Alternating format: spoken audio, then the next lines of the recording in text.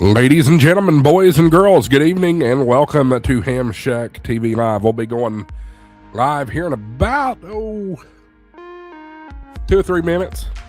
Make sure you get the link shared out. Get as many people watching as we possibly can. We have a special guest tonight. KM4ACK is joining us. We talk all things APRS. Stick around. We'll get started here in just a couple minutes.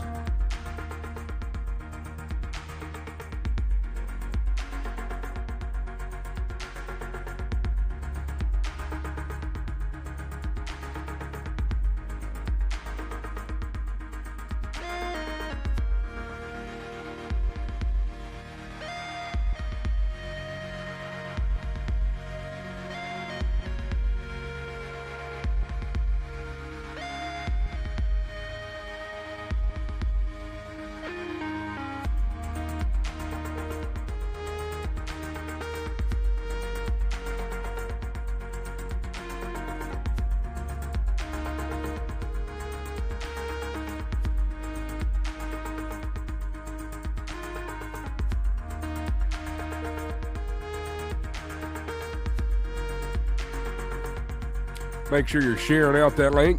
Get as many people in here as we can. We're having a great time tonight. Stick around.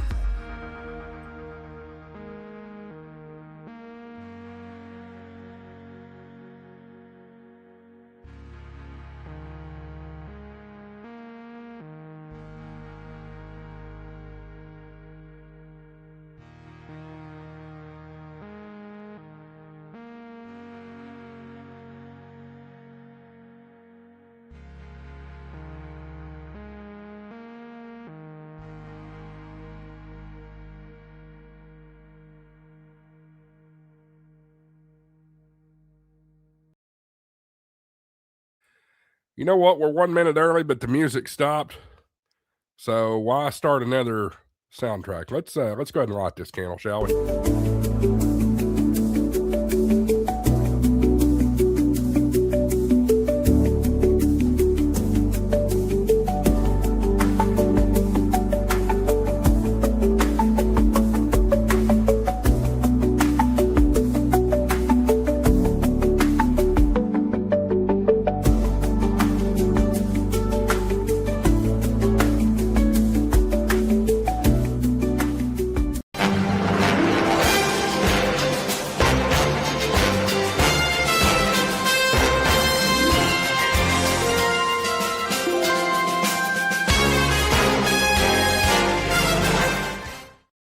Good evening, everybody, and welcome to HamShackTV Live. I'm your host, Josh, AA4WX, always here on a Thursday night doing it live with the gang.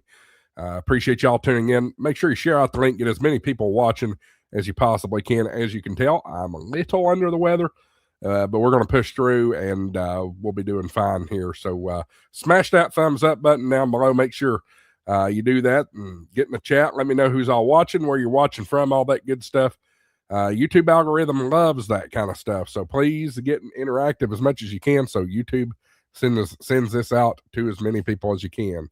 Tonight's episode is brought to you by an old friend that has came back to HamShackTV, Lido Radio Mounts. Folks, I totally believe in Lido Radio Mounts products. I have used them for well over a year now, and they have some fantastic radio mounts for your vehicles. If you're struggling with maybe finding something that fits your vehicle, guarantee you Lido Radio Mounts has it. Link down in the description. If you use that link in the description, you're going to get 10% off your purchase through Lido Radio Mounts. So go check them out. Lido Radio Mounts, links in the description. Folks, super chats, channel donations are available as well. Down next to the chat box, you'll see a little flashing dollar sign.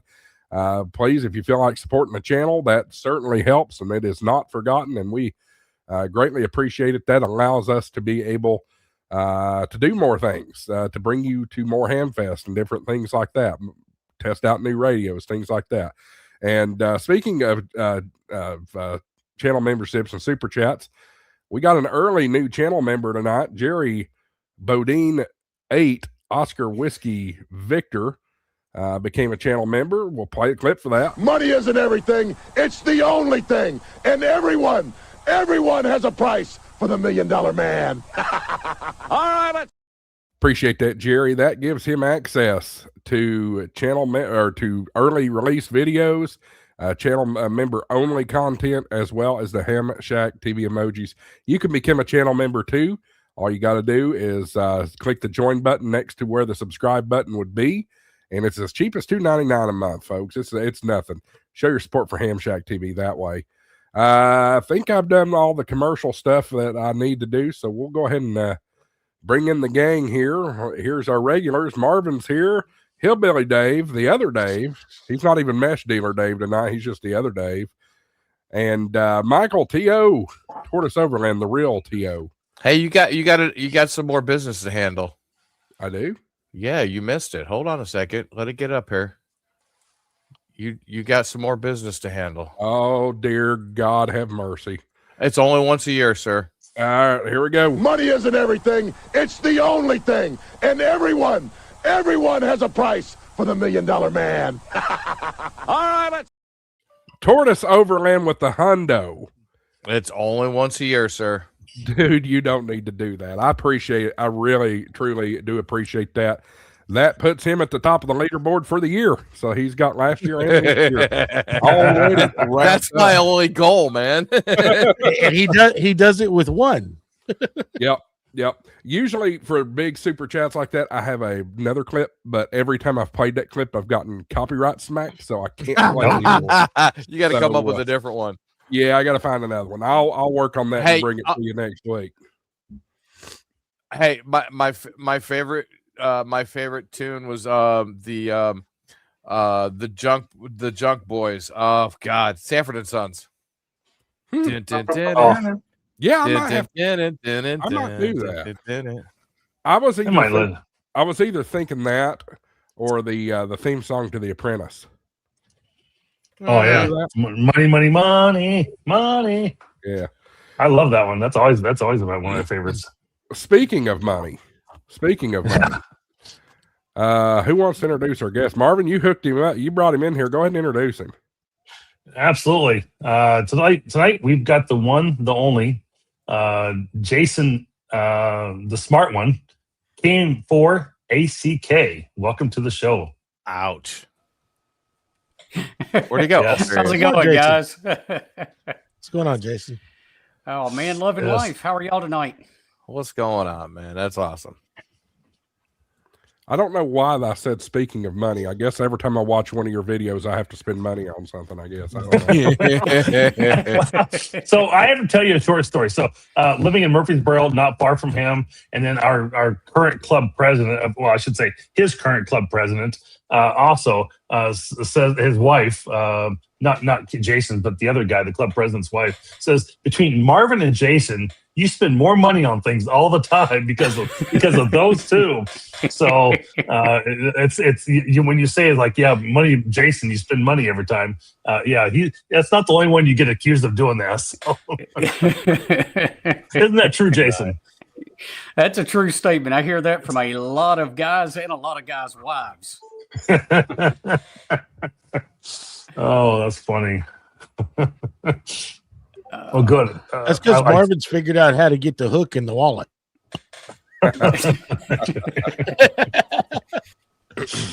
I love this. Lots of cracks me up every time I hear the smart one.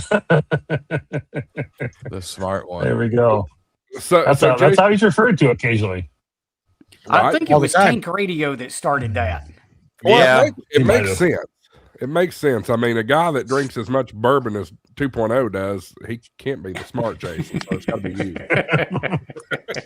Bourbon or whiskey or whatever. But anyway, so Jason, we all know you here, but yes. Oh, yes. World Jason, famous. I don't want to see that, Jason, because I said something about sending one with Jason to bring to me more, and you said you were going to run out of them, and then I find out you still got some left. Yeah, I want to buy one or two of those.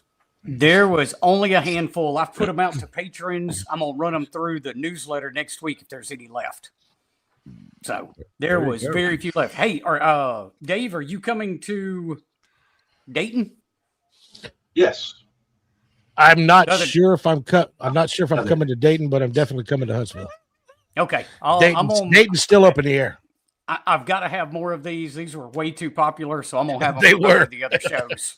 I got to tell you, I went to my club meeting on Monday night, and I had 2 or 3 club members see that on the back of my truck, and they were like, "Please explain this." Wait a minute, what is there to explain? No. Exactly. He'd hate me if I said that. If they haven't followed what Jason and Mike have done over the years, they wouldn't understand it. That's true. They would. Yeah, that's true. Yeah, that's true. It's a fun rivalry back and forth for sure.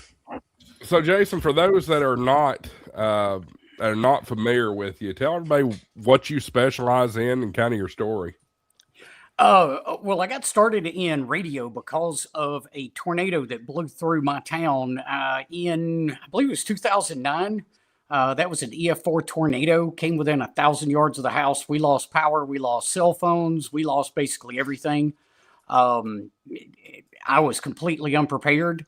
As I started down that road of figuring out what I needed, generators and some food that could be prepped on hand without having to cook it, I finally stumbled my way into communications, and it was my brother-in-law who suggested I take a look at ham radio. He was already a ham at the time.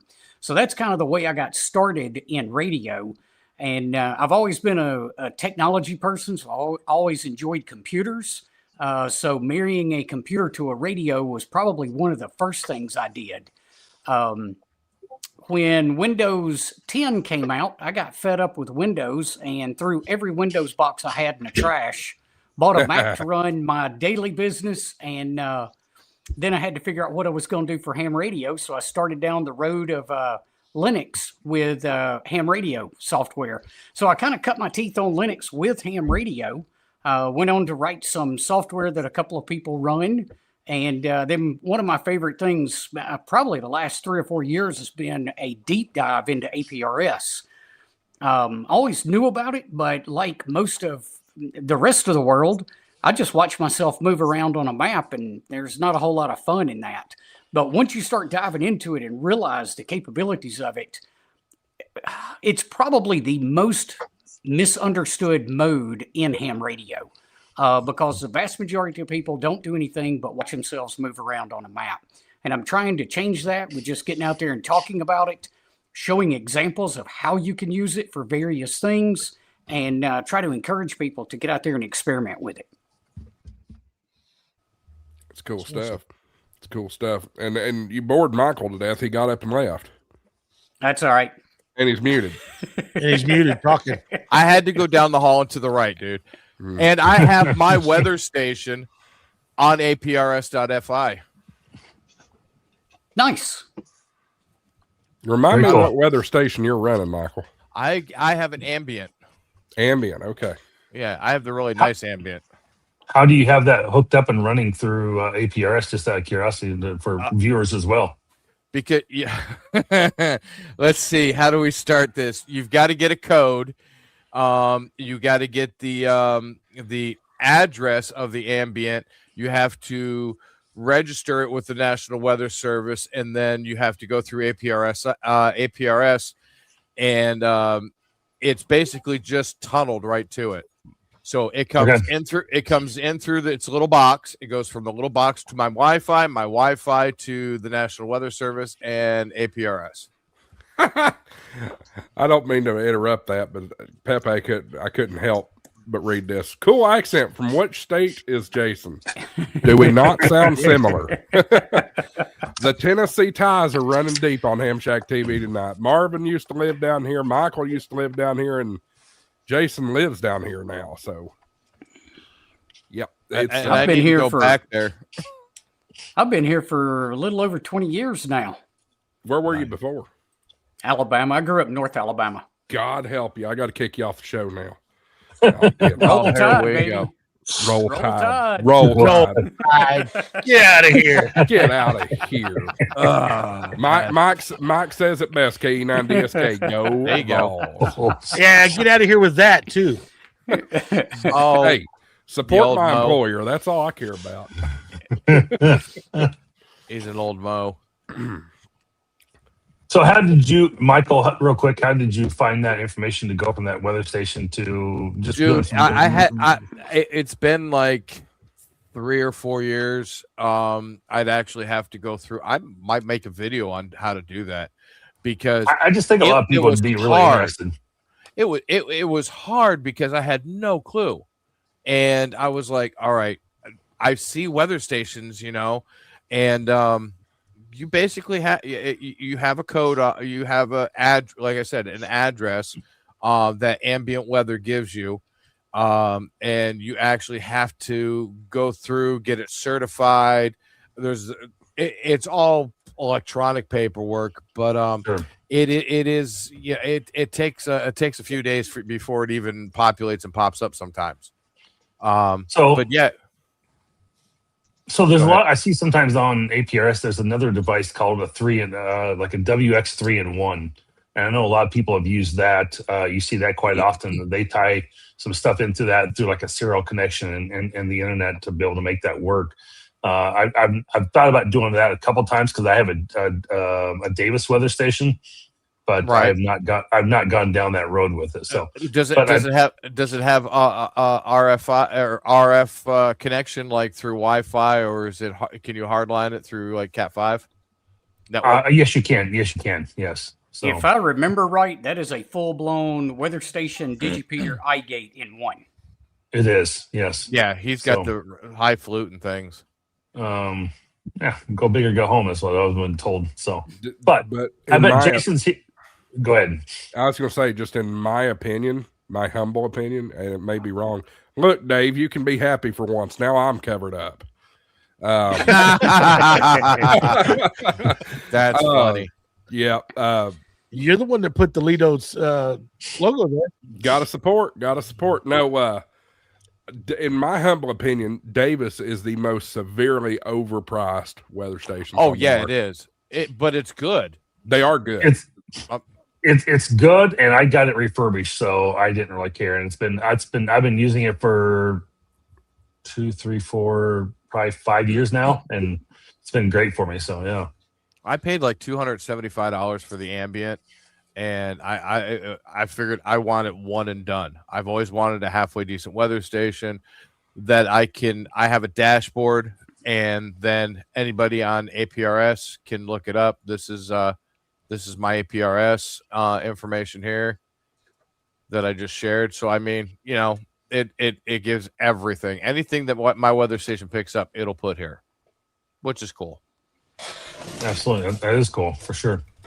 But I bet Jason can give us information and details more about setting this type of stuff up and setting up objects and other information. So Jason, you want to kind of take and run away with this? That I know you're pretty primary. You can figure a lot of this on Linux with Yak, but give us some more information.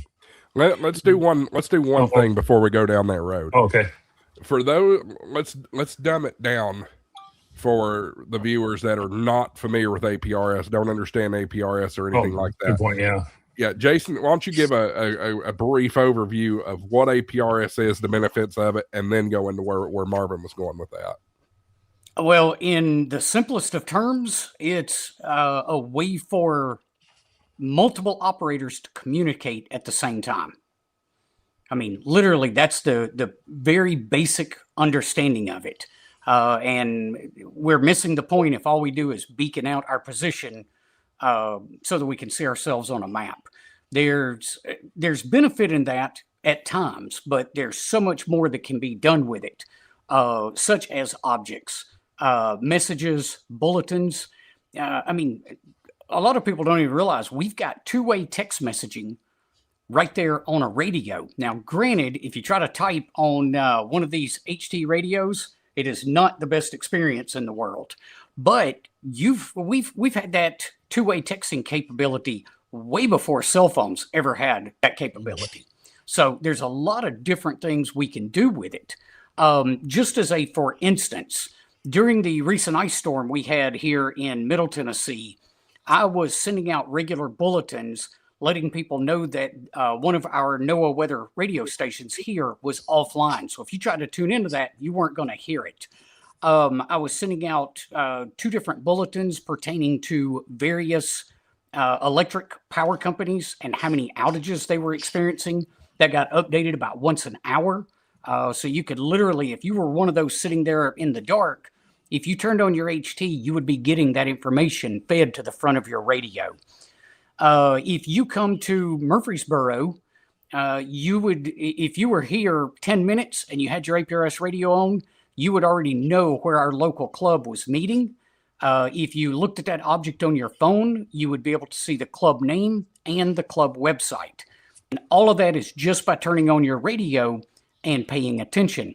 But the most important part is somebody's got to feed that information into the APRS system.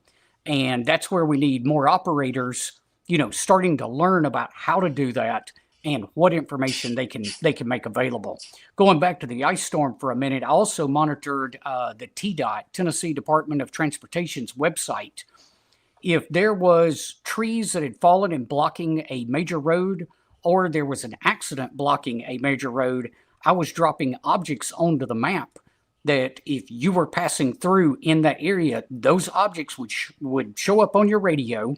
They would tell you which lane it was in other words, northbound, eastbound, southbound, whatever, and tell you which lanes were blocked. So it might have just been the left-hand lane. It might have been, all 4 lanes across an interstate that were blocked.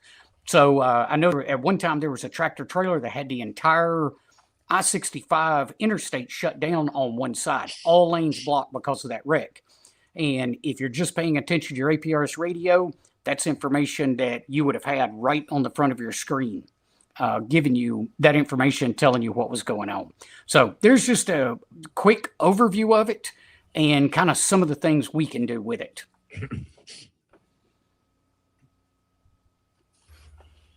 Go ahead, Marvin. You had something on that. Yeah, And I mean, no, I was looking to see if you're going to say something first, to look like you're coming to the mic too. So yeah, I mean, yeah, those are all, really great things that, you can notify for. I know I didn't, Jason, also we use, I shouldn't say I'm not there anymore, but didn't you guys use APRS also for the parade in the past? Yeah, we've used it for various events. Another big thing that I do here, I custom wrote a script that scrapes the NWS website.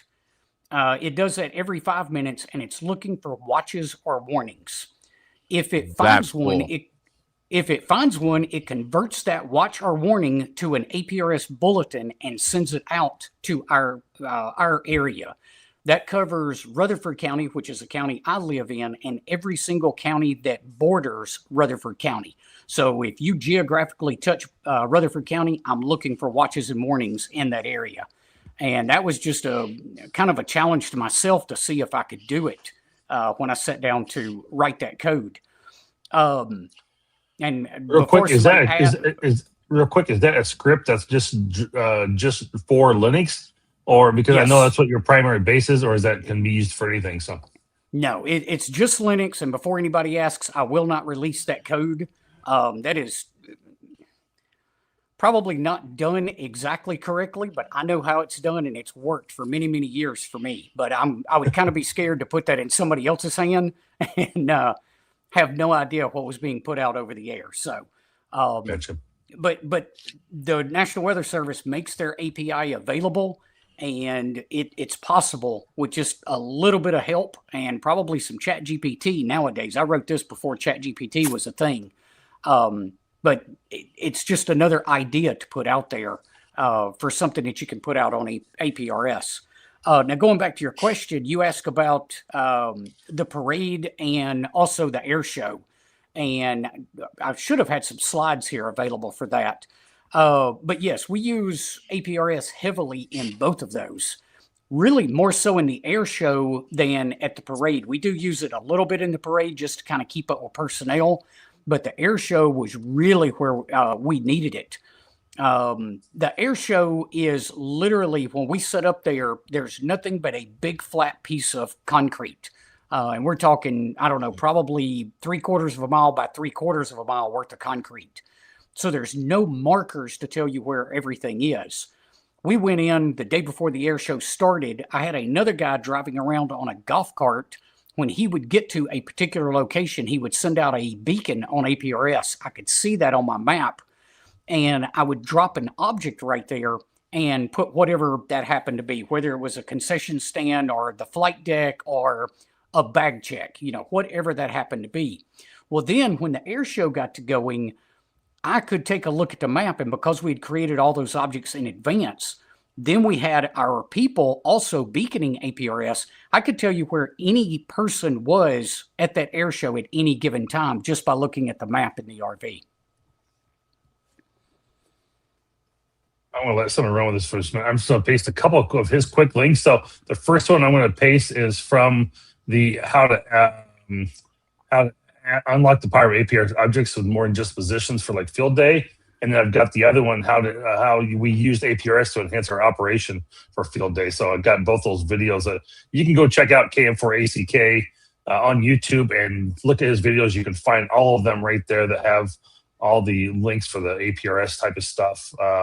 He's got, I mean, there's a lot of different videos he's done over all this over the years. And, I'd say most of it is probably done on the Linux now, because I know you've ceased Raspberry Pi operations, but some of that they may find may still be on there. Am I right or wrong?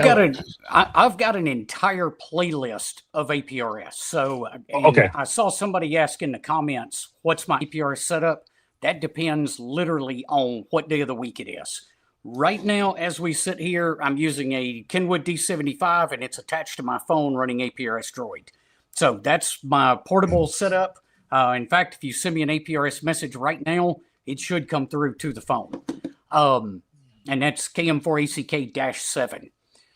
But yeah, it literally just depends on what day it is. I have a lot of times run the ICOM 705 for an APRS radio. No, it doesn't have APRS built into it. But when you connect that to a laptop and you run YAC on it, we're only using the radio to send out the RF. Everything else is being handled by the computer. And as far as Raspberry Pis, there's still a Raspberry Pi right there that's running my Digipeater, and that's an old Pi 3. Well, and you, Marvin, you made the comment that he got out of Pis. A lot of the stuff in Pi is pretty easy to convert to Linux. Well, True. The Pi is in Linux, but I just got away from it as using it as a day-to-day operating system. Mm-hmm. And there was a few various reasons for that. It's kind of off topic, but yeah, a lot of my Pi videos we're known for that still too. Up there. What's that? I said we're known for going off topic a little bit once in a while. Michael, you had a question. Explain to me what YAC is. Yet another APRS client. That's literally what YAC stands for. It is. Really? Okay. Yeah. That doesn't tell me much. So tell me what it is. It is a piece of software that does APRS on your laptop. Really? Yes. It will and run you connect it to a radio. Yes, you connect it to a radio. You can use Where something has this like been all my life? I don't know. You could use a MobiLink TNC. You could use a radio like the Kenwood or the BTEC UV Pro. You can use a DigiRig. There's a lot of various ways to set it up to run with YAC. All right, so now I have something, because like you said, I have an FTM 500 in my truck, and my my buddy from work, he'd always like send me messages when I was driving, and then I'm like, I'm not driving and sending, the microphone, and I'm like, if they put if they could Bluetooth a keyboard to a frickin' radio, I'd be set. Please don't get me started on that. So in my truck, Michael, I have the FTM 500. I have connected a MobiLink TNC to the back of it. I turned APRS off on the radio, and I run APRS Droid on a tablet in the truck. Ooh.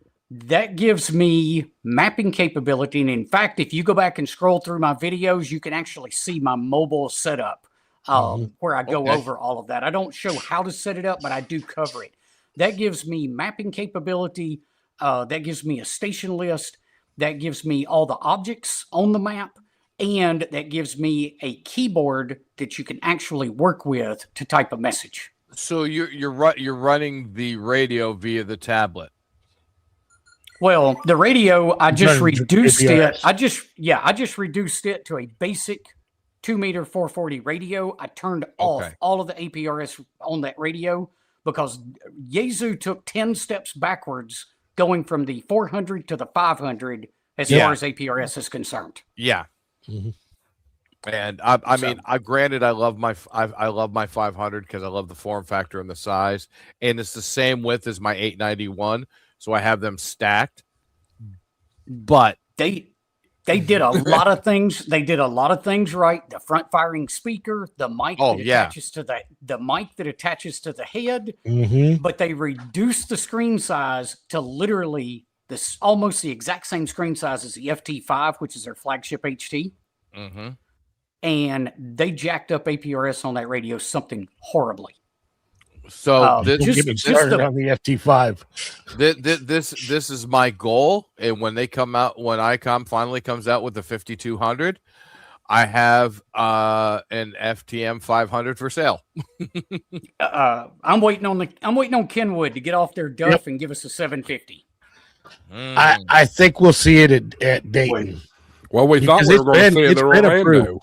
I think they want. My personal opinion is they want to debut it at Dayton, and that's why they pulled out of Orlando, because they got their approval, their certification faster than they thought they were going to. Right. Yeah, I think the chances of it being released for Dayton are a lot higher than it being released at Huntsville. Oh yeah, although it is the national convention, so maybe they want to make a splash at the national convention. I still think it's Dayton, though. I think if they didn't do it at Dayton, they'd do it in Japan. That's actually a very good question. My non-ham wife borrows my truck that transmits APRS on my FTM 500. Is she breaking the rules? I would say yes. If you're not in the truck, yes. Yes. Yeah. I'd turn that off. Yeah. Hey, there goes Billy Bob. No, that's Billy Bob's wife. Michael, there's something in the private chat for you. Oh, really? Now I got it. God bless. Marvin, you heard it too, didn't you? I did. What'd I say? Oh, I'll put it in the private chat. Anyway. I said Billy Bob and Billy Bob's wife. No, it was before that. Before that. God bless America? Well, speaking of God bless America, there's Andy. No, here we go. Hello, Andy. Good evening. He must be muted, or he's not on board yet. So or he's not hearing us. There we go. There he is. Now. All right. There you go. How is everybody doing? Great to see all of you fine gentlemen, and you too, Dave. No, I'm kidding. I can say Dave because hey, Andy, I'm not far from you. They don't know which one I'm talking about, so I can say Dave. Hey, Dave, I'm not far from him. I can go over and take care of him. I don't think you want to meet either one of us in the Dark Alley. Probably. For those of you, by the way, that haven't seen, earlier today I released on my channel video from our club meeting on Monday night, which Andy was our special guest presenter. Live through the interwebs. He did a fantastic job. So y'all go check that out after the show tonight. Indeed. And if you want me to present for your club, shoot me an email, andy@worldradiologue.com. Happy to help you out. All depends on what you're presenting, sir. Of course, World Radio League and Ham Radio Prep. Okay, because I was going to say $20 is $20. So. Oh, Lord. So something, listening to you guys talk, something that popped in my head, and purposefully popped in my head while I've been fooling with this thing. APRS, in my mind, tell me if I'm completely off base, but it seems like an early version of Mesh Network. Would you agree with that? Of Meshtastic?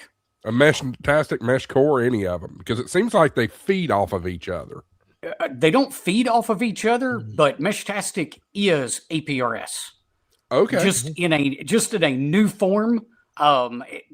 Yes, there's things we can do on Meshtastic like encryption that we can't legally do on APRS. I think there's room for both, and I'm definitely into the Meshtastic game as well.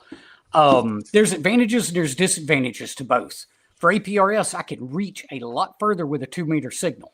Sure. And 50 and there's watts. no power limit. Yeah. You know, there's that. On the other hand, I can't hand my wife my APRS radio. I can hand her a Meshtastic node as long as I didn't turn on that ham radio operator option in here, which hopefully none of us do. So with the ability to hand that to an unlicensed person and the ability to run encryption, it's got some advantages that we can't have on APRS. So I like playing in both of those worlds. By the way, did anybody know you can create what, I can't remember what Meshtastic calls it, but you can create an APRS object on Meshtastic? Really? Really? Yes. Did not know that. Somebody open your phone and open your map and touch on. Now, I should have been a little bit more specific with that. You can't do it on this device, but on your cell phone, touch on the map, just kind of press and hold, and it will allow you to create, they call it a waypoint. Right. So you can set duration and how long. And... Yep. So there again, I hope Meshtastic looks at the way APRS has done this for so long and updates the way they do things. With Meshtastic, the best I've been able to figure out, you have to be in RF range of the node. Now that can be through multiple hops, but you have to hear it over RF when that waypoint is created. It will never re-announce itself from everything that I've seen. I would like to see them get that to where it would update every 10 minutes and push that waypoint out again so that if I came into the area late, I would get that same information. Yeah, there's nothing for that coming up or that I know of yet, but it does, you can rebroadcast it to whoever sent it first, but it is totally independent on the person who sent it. Like I used to do when we have our meetings from the club or we meet for breakfast every morning or every Saturday morning. And I would say, come get some tacos, but you have to be in RF range. It will hop, but it only runs off of your hop limit of your radio. So if you have it set for 3, it's only going to go 3 hops. And it's handled differently, but yeah, so you just hold down on the map and you can create the waypoint. You can change the icon. You can lock it, or if you don't lock it, somebody else can actually change it. And it's kind of neat. It sort of works. It's not higher on their priority list of making it work. So it kind of works, doesn't work reliably. So here's a cool story for y'all going back to APRS for a second. Before Hamcation, I was reading through some old documentation by Bob Bruniga, who was the father of APRS. Right. And he was talking about announcing, say, a local net, but to announce it way more often than we would think about. Normally an APRS object is going to be announced right when you transmit it, and then it starts to decay off to the point that it only gets announced about every 10 minutes. However, he said for the net, you could do that as often as every 60 seconds. So I read through this, and I just, lack of anything better to do that day, I sat down and wrote a quick script that would send out a bulletin every 60 seconds. Well, I tried it out Tuesday night when our Aries net was on the air. They had 50% more check-ins that night than they typically do. Wow. And I never told anybody until after the fact that I was even sending it. So there are people out there that pay attention, and we were getting check-ins from out of county Oh, wow. So just another way that you could use it. Awesome. That's really impressive. So, Jason, at Hamcation, there was a special type of APRS going. You want to talk about that? Yeah. So And is again, that gonna be something that we're going to try and do at other Hamfests, or is that just an Orlando thing? that's just in Orlando. The Daytona Beach Amateur Radio Association is the one that put that together. This was the second year they've put it together. I've just helped promote that. The day out was an idea by Bob, and it was just a way to get off of the main APRS frequency during an event or some type of disaster. That way you cut out all of the noise and you only focus on the people that are there and the packets that are pertaining to that event or that disaster. So going back to something like the air show, we could set up a day out frequency at the air show and just move off of 144.390 to another frequency. As long as you get everybody that's participating in that event to move to that frequency, now the only thing you're seeing on your radio is directly pertaining to the event. So it helps cut out some of the clutter. It also reduces the possibility of packet collisions. Okay, is that something I don't know if that's, I don't know the setup behind it. Obviously, I guess you got to set up digipeaters on the same frequency, stuff like that, or is it something we can mimic? Because I thought it was a great idea, just like we do a different firmware for mesh testing. So that just depends on how far you're going to be spread out, because APRS works perfectly fine simplex range. The only time you even need a digipeater is if two people are going to be outside of simplex range. The digipeater is simply a digital repeater, and it helps extend the range of your coverage by passing that traffic through the digipeater. Outside of that, there's really nothing different about it other than literally changing the frequency on your radio. So let's say you've got a group of off-roaders that want to go out for the weekend. They're all going to be within 3/4 of a mile of one another, and they're all running 50-watt radios. If they all of them move their APRS radio off of 144.390 to another frequency, they would basically have their own private space right there. Now, what you would lose in that particular case is some of your APRS services, because the way the APRS services work is you can send a packet over RF, but at some point to get to that service, it's got to be injected into the internet.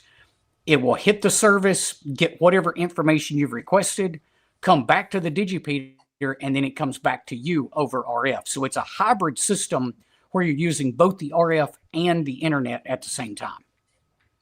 Okay. Hey, Jason, is there a standardized alternate frequency for the day out type thing, or is it just kind of whatever's free in that area or available? You could use whatever is free. I think the recommended day out frequency was 147.585. I believe that's the frequency we were using in Orlando. And hello, Tim. I didn't see you pop in here. Man, I'm slick like that. Just whoosh. You snuck in on me. I did. Hi, Tim. Hey, Dealer Dave, Jason. Dealer Dave, check your mic settings. You may be on your house mic instead of your real mic. Your computer mic. There we go. There you go. Now you that sound sounds like a lot man. better, Dave. That sounds so warm and inviting. the sultry sounds of Meshtastic Dave. There we go.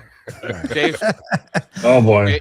Jason, is your call at KM4ACK-7? Yes. I just sent you a message. I do not see it yet. Okay. Got a long way to go. Not really. Nope.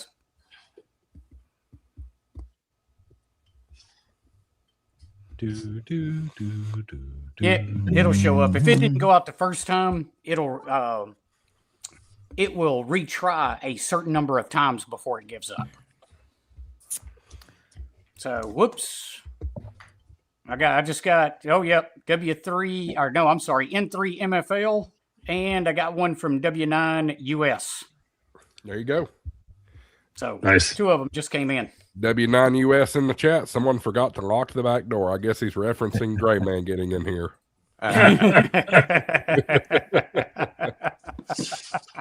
Yeah, I thought that was a great idea for Hamcation and thought it would be cool, especially at Dayton, to see that, because I know even just at Belton Hamfest, which is a little baby Hamfest up the road from us, everybody's on APRS, and it's just a blob right there at the Hamfest. In it would be cool to see Huntsville, it separate. in Huntsville last year, there were so many people on APRS, they literally almost broke it. Yeah. I could send a message on Saturday and it may or may not go through because there was just so many people on it. There is a limited amount of bandwidth, and when you put that many active users on it, that starts clogging it up, and it can break. So Huntsville itself has a very active and robust APRS community before everybody comes in for the Hamfest. So that just adds to it, which actually kind of goes along some of the same lines that they're having with ad hoc networks and Meshtastic, where you get so many people in at one time and all that beaconing and traffic going around, you do saturate it. There's another message from KY4TRK. He's in here. And that one's from California. Yep. KY4TRK, Nice. right there he is. Mm-hmm. Oh, wow. There's a Very guy over the Gulf near Rockport that just sent a Meshtastic message that I picked up. Someone, I like what someone wrote here, and I guess there's, come on, 440 needs a dedicated APRS system and frequency.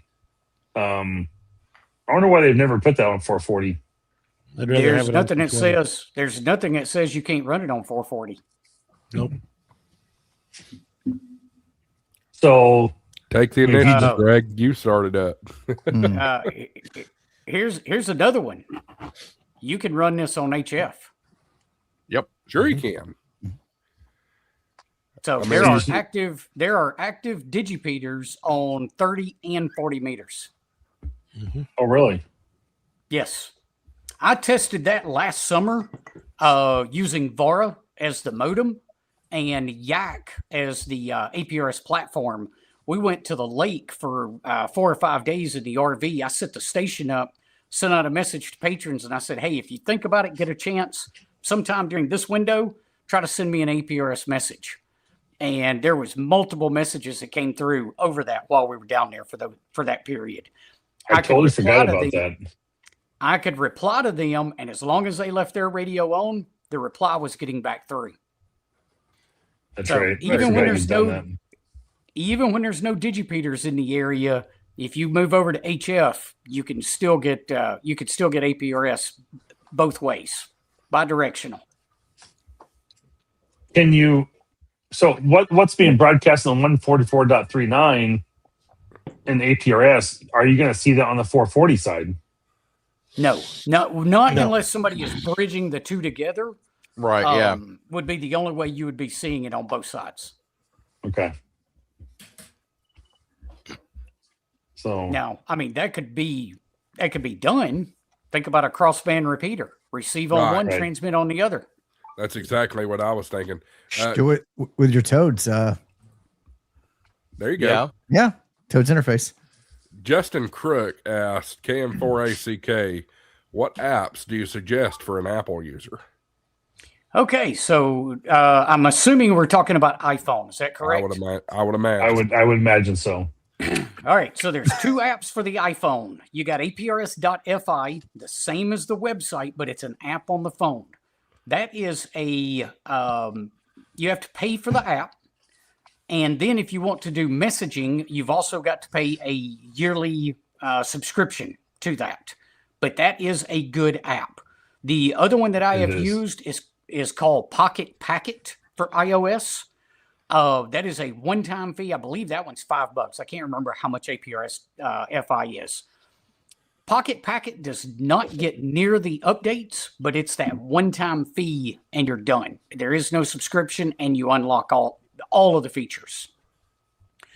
The main reason I moved away from APRS.FI is I wanted to be running in a strictly RF environment. I did not want my phone tied to the internet when it came to APRS. APRS.FI does not give you that option. I actually reached out to the developer back then and said, hey, am I missing something? I want to turn the internet off. And he said, no, that's never been built in. Pocket Packet allowed me to disconnect completely from the internet and just run APRS over RF. Well, if I'm not mistaken, APRS FI, their backbone is the internet. So I could see why they would not want to disconnect it.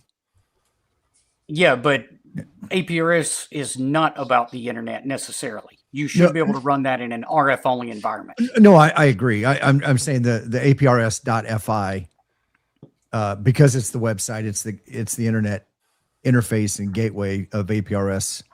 I see why they don't necessarily want to turn it off, because they want everybody to come through their website or through their site.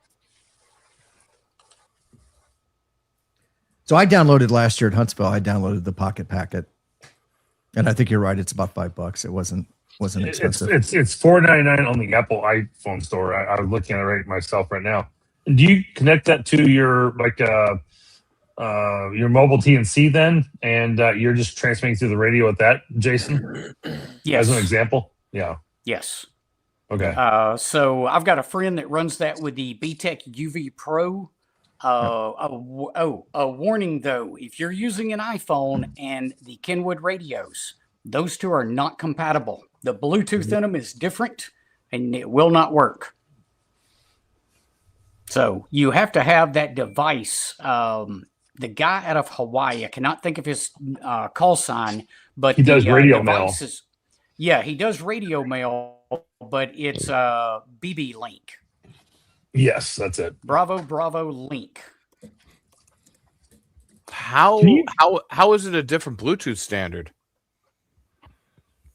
I do not recall the answer to that, but it is not compatible. My iPhone would never work with the D75 until I got that BB Link to do the translation between the two. Interesting. I believe so. It's something that Apple does where they block backwards compatibility, if I remember right. Yeah, they're BLE low energy on Apple devices. That's it. And yeah, it's BLE Bluetooth low energy on Apple devices, and then the Kenwood's got your standard Bluetooth. And no, they don't talk to each other. Oh, interesting. Apple made that decision because they wanted to conserve battery life as much as possible. Bless you, Josh. Can careful. Will a D72 work the same, Jason, for doing that Bluetooth connection or like the TNC and using that for APRS on a D72 for Kenwood? No, the D72 didn't have Bluetooth in it. No, but I mean you could still do the RF connection. I suppose if you don't have Bluetooth, you can't do it with the mobile TNC, can you? I mean, you could connect a MobiLink TNC to that radio, I suppose. And then connect that to your packet to Pocket Packet? Yes. Okay. Yeah, Pocket Packet will work with a MobiLink TNC, so then you can connect that MobiLink to whatever HT you want to on the other side. Yeah. Okay. Gotcha.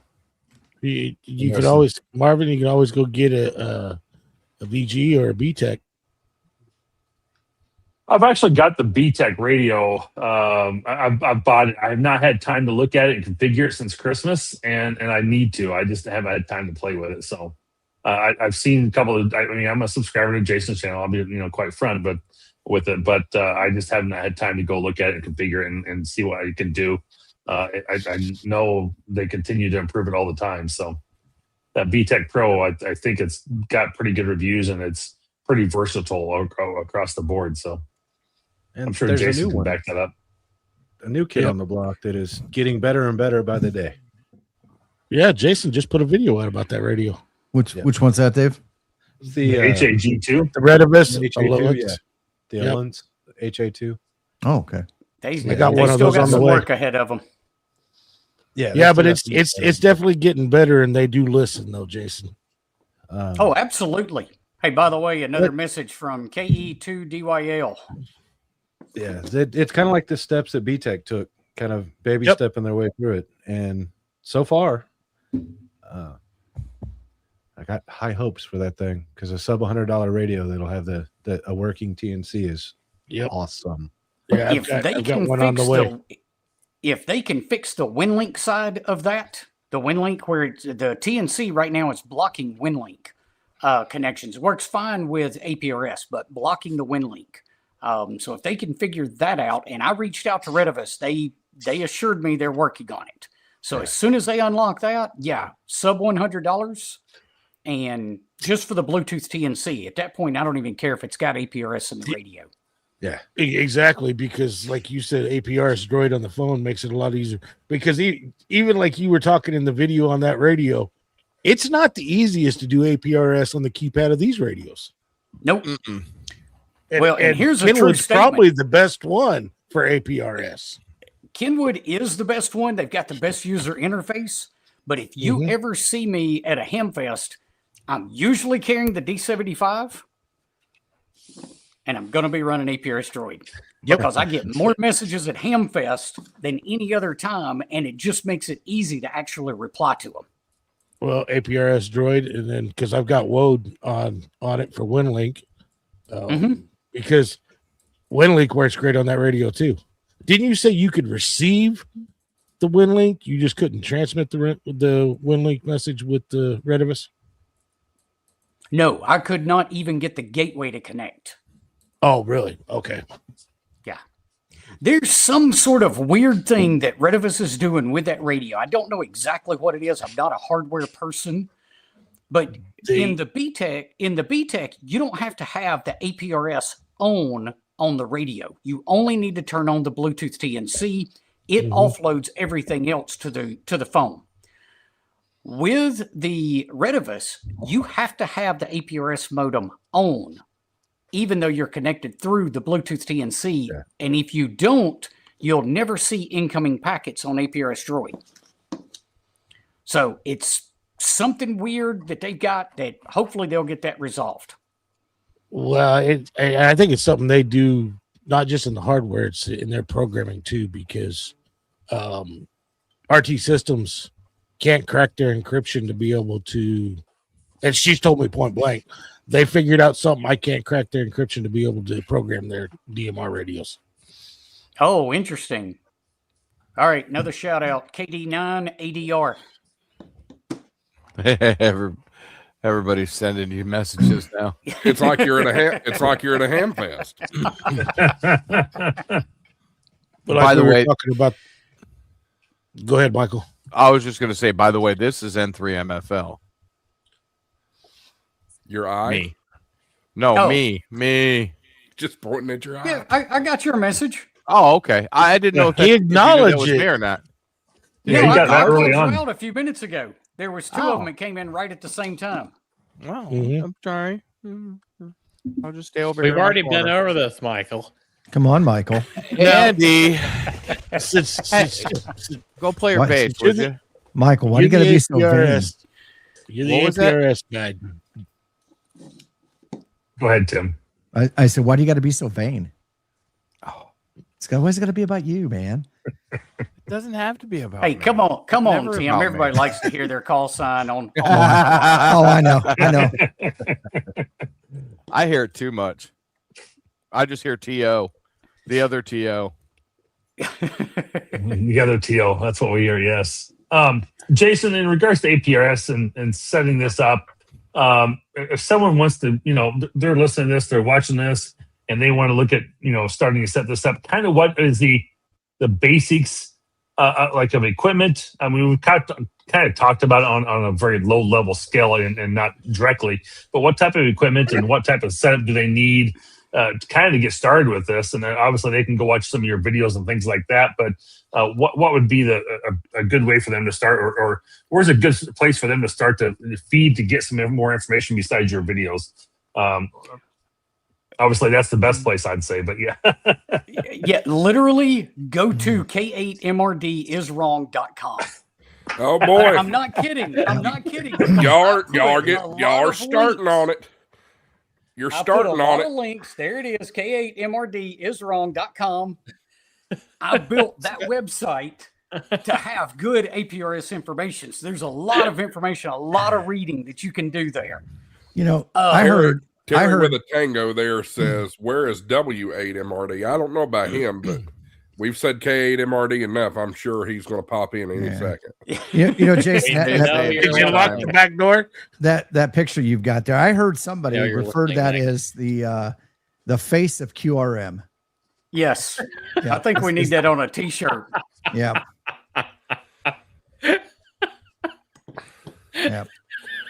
All right, let's go back to the question at hand here before we get derailed. Yep, there he is. There he is right there. You can have good APRS information. Doesn't matter, or doesn't mean Get in APRS there, is Mike. good. Make your argument.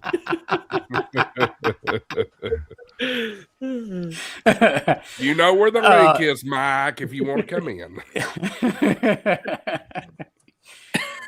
He was aggravating me on a live stream the other night, so I don't feel bad at all. So this is the K8MRD is wrong, and there is a good place to start right there for you. So, hey, there's some helpful links. If you scroll down, there's some less helpful links. The further you scroll, the worse it is. I've been here the whole time. Know your enemy. Nice. He's sandbagging. So anyway, so good, there's some really good information there, no doubt, Jason. So yeah, now a lot of that information is not mine. A lot of that's just links that I have collected up. That's good information. You have to be really careful because APRS has been around a long time. It's gone through several changes, and if you're watching a video that's 15 years old, it can literally have bad information in it. That's just outdated. I'm sure it was good at the time, but it's at this point it's outdated and things that we no longer use. So, for instance, if you hear anybody talking about relay as part of your APRS path, that's 20-year-old information. So it's way out of date at this point. And a lot of that's just legacy stuff that's left around out there. But if you don't know what you're looking at in the beginning, it can be very confusing. Back to the equipment. If you don't know anything about it, just want to play with APRS, grab your cell phone and buy one of those apps. Connect it through the internet. No, you're not doing things over over RF, but it allows you to get in and start playing. If you want to move up from there, the BTEC UV Pro or the VGC, I can't remember the numbers on that one, N something 76, I think. They're identical radios. Both of those are, if you use APRS on the front of that radio, it's about 80% there. The winning factor of that one is it's got the Bluetooth TNC. It works with the Apple devices. It works with the Androids. Offload the APRS to the phone, and that is a great setup. If you want to move up a little bit further from that, go to the Yaesu FT5. That one's got pretty good APRS from the front of the radio. As good as you can get when you're limited to, however many keys are on the front of the, 9 or 10 keys on the front.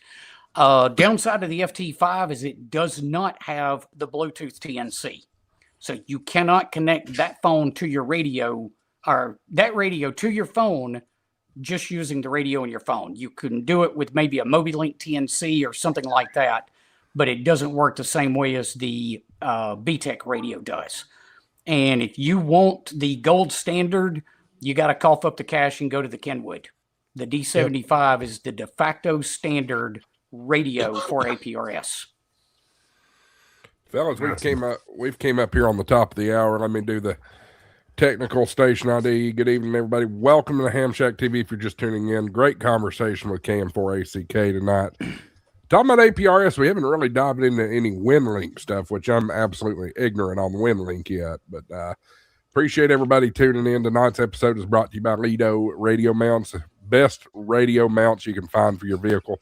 Check out the link in the description. You will get 10% off your order at Lido Radio Mounts. Also, channel donations are available.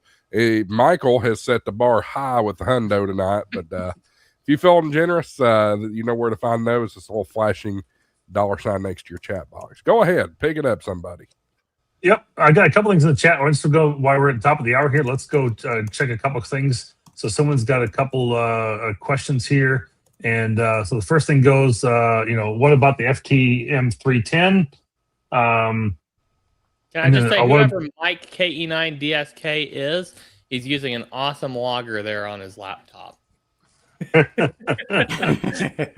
saw it in your picture. You're my family. And I know the FTM 400 you can do it on. I don't know about the 310. Jason, do you know anything about that one from Yaesu? I believe the 310 is an APRS radio. None of those from Yaesu have a Bluetooth TNC built into them. From my experience and what radios I've played with, the FTM 400 is still the best mobile APRS radio that Yaesu put out. The FTM 500 is a fantastic radio. It is janky when it comes to APRS. If you try to send a message from that, just trying to remember which key combination to use is ridiculous. I was going to say, go ahead, Tim. Sorry. Well, I was going to say the FTM 400 is pretty nice. I have one, and I was using it on the way back up from Florida. It does have a QWERTY keyboard on the screen. It's touchscreen QWERTY keyboard, which makes it a little bit easier. Still, right, can be problematic's not the right word. I would suggest that if you're going to be cumbersome, there we go. That if you are going to use it when you're going down the road, be a passenger. Have your passenger do it. I wouldn't try sending messages on it while you're driving. So, which funny story, Jason, when I was passing through your neck of the woods, I queued up a message to send to you, and I was, I don't know, about 25 miles away from your area. So I was waiting to get a little bit closer, and something happened, and I had to back out. And then when I went back, the message was gone and everything. So, and I wasn't going to stop. I just kept on going. Well, oh, there we go. This is my other question right there. What do you suggest for mobile radio over HT? So, and we kind of talked about a little bit of the 400, Yeah, as far as a new radio on the market right now, I wouldn't buy one. I'd wait on that Kenwood to come out and buy it. Does the 7500 VGC, does that have a TNC built into it? I do not know the answer to that. Patty Boy, answer that question, Patty Boy. He's in my chat. And he said he uses that because that's their mobile. He uses it with the APRS Droid on his tablet. Does that have a built-in TNC? That one has a built-in TNC into it. So there you go. It's probably the 70s. It's probably the 76 just in mobile form. Yeah. So connect that to your tablet, run APRS Droid or APRS.FI, and you got a winning combination. Oh, are you talking about the mobile version of the VCG? Yeah. I believe all the specs are identical, except for it's in a mobile footprint and 50 watts. Yes. Otherwise, everything else is identical. Patty Boy's got one, and that's how he does it. He said, yes, it's got TNC in it. Yeah. I have to show this before I get too much far off my screen. I saw my wife. It's illegal for her to drive my truck. Well, if you need a place to, shack up for the night, you better go find a buddy. It's gonna be a cold bed, I think. Operator of my mobile station. Yeah, that's hilarious. And remember, he might have to sleep in that truck tonight. Yeah, and he might be. Don't forget, send all complaints to k8mrd@icloud.com. Or maybe it's .net. I don't know. That's .com. I just watched Mike's latest video, and he said he's trying to save up some money for an IC 7300 Mark II. Oh. So I'm probably going to piss him off tonight. That's funny. So, anybody else have any questions in the chat for Jason KM4ACK about APRS?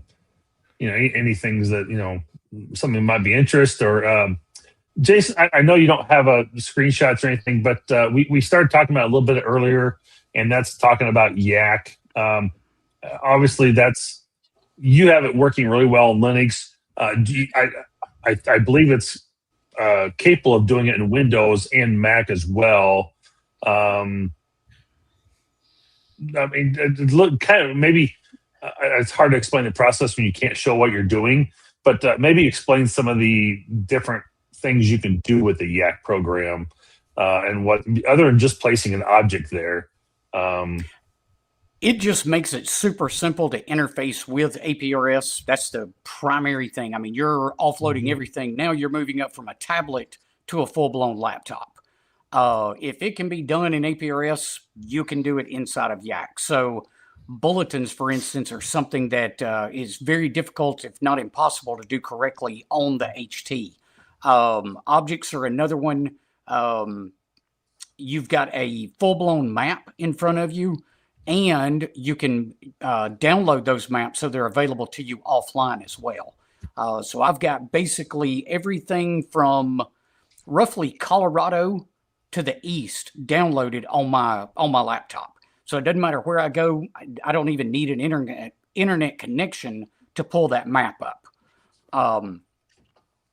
It's just an easier APRS interface to work with. Do you find that map to be pretty accurate for roads and stuff? I mean, can you do it for like a little bit of GPS stuff, or are you just doing it for APRS, that interface? You can absolutely do it for GPS. It's using OpenStreetMap data. Oh, it is. So okay, you're downloading OpenStreetMap data. For what I've got and the zoom levels I've got, I think I've got about 5 or 6 gigs of maps on on my laptop. And I mean, I can go down to Street View on it. Okay. Interesting. Wow. That's cool. So, anybody else in the panel have questions? Go ahead. Is Yak system OS agnostic, or is that only Linux? No, that will run on Windows, and I believe it also runs on a Mac. I only run it on Linux, but I believe it's cross-platform. Yeah, I think it's cross-platform. I've had a little bit of a difficulty getting it run on Linux, or I mean on a Mac. I've kind of got the software up and it's up, but then maybe I'm just an idiot and don't know how to really configure it and try and make it work further. It seems like it kind of gets to a certain point and the program just kind of locks up for me. So I don't know how intuitive it is on a Mac versus some of the other programs, but again, I've kind of got it pulled up, but it doesn't always kind of locks up on me, so it's not always very user friendly in that regard. So again, if you want to know more about Yak, there are multiple videos on my APRS playlist that cover various aspects of Yak. So I go into depth on a couple of those. Oh, that's heavy. So I'm looking at this. Well, the reason I asked about system agnostic was more for the viewers and stuff. Because I'm building a laptop for Linux, but I can get it. I deal with all the different operating systems. So if it's system agnostic, it makes it easier for them to set it up on whatever operating system they're using. I'm looking at their download page on SourceForge, and it says Linux, BSD, Mac, and Windows. All this talk about Yak, I had to put a Yak up. Yeah. Yakety yak. Don't call back. He's looking at you, Jason.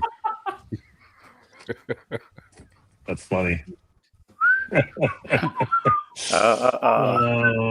Let's see.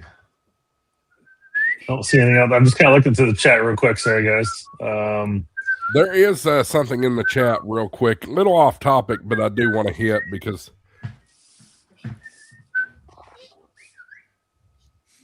you gonna be all right, Andy? Oh yeah, I'm good. Got you whistling in there, whistling Dixie there. He's whistling something. I was whistling yakety yak because somebody started singing it. Sorry. Oh yeah. Somebody brought up in the chat here, Electric Boogaloo.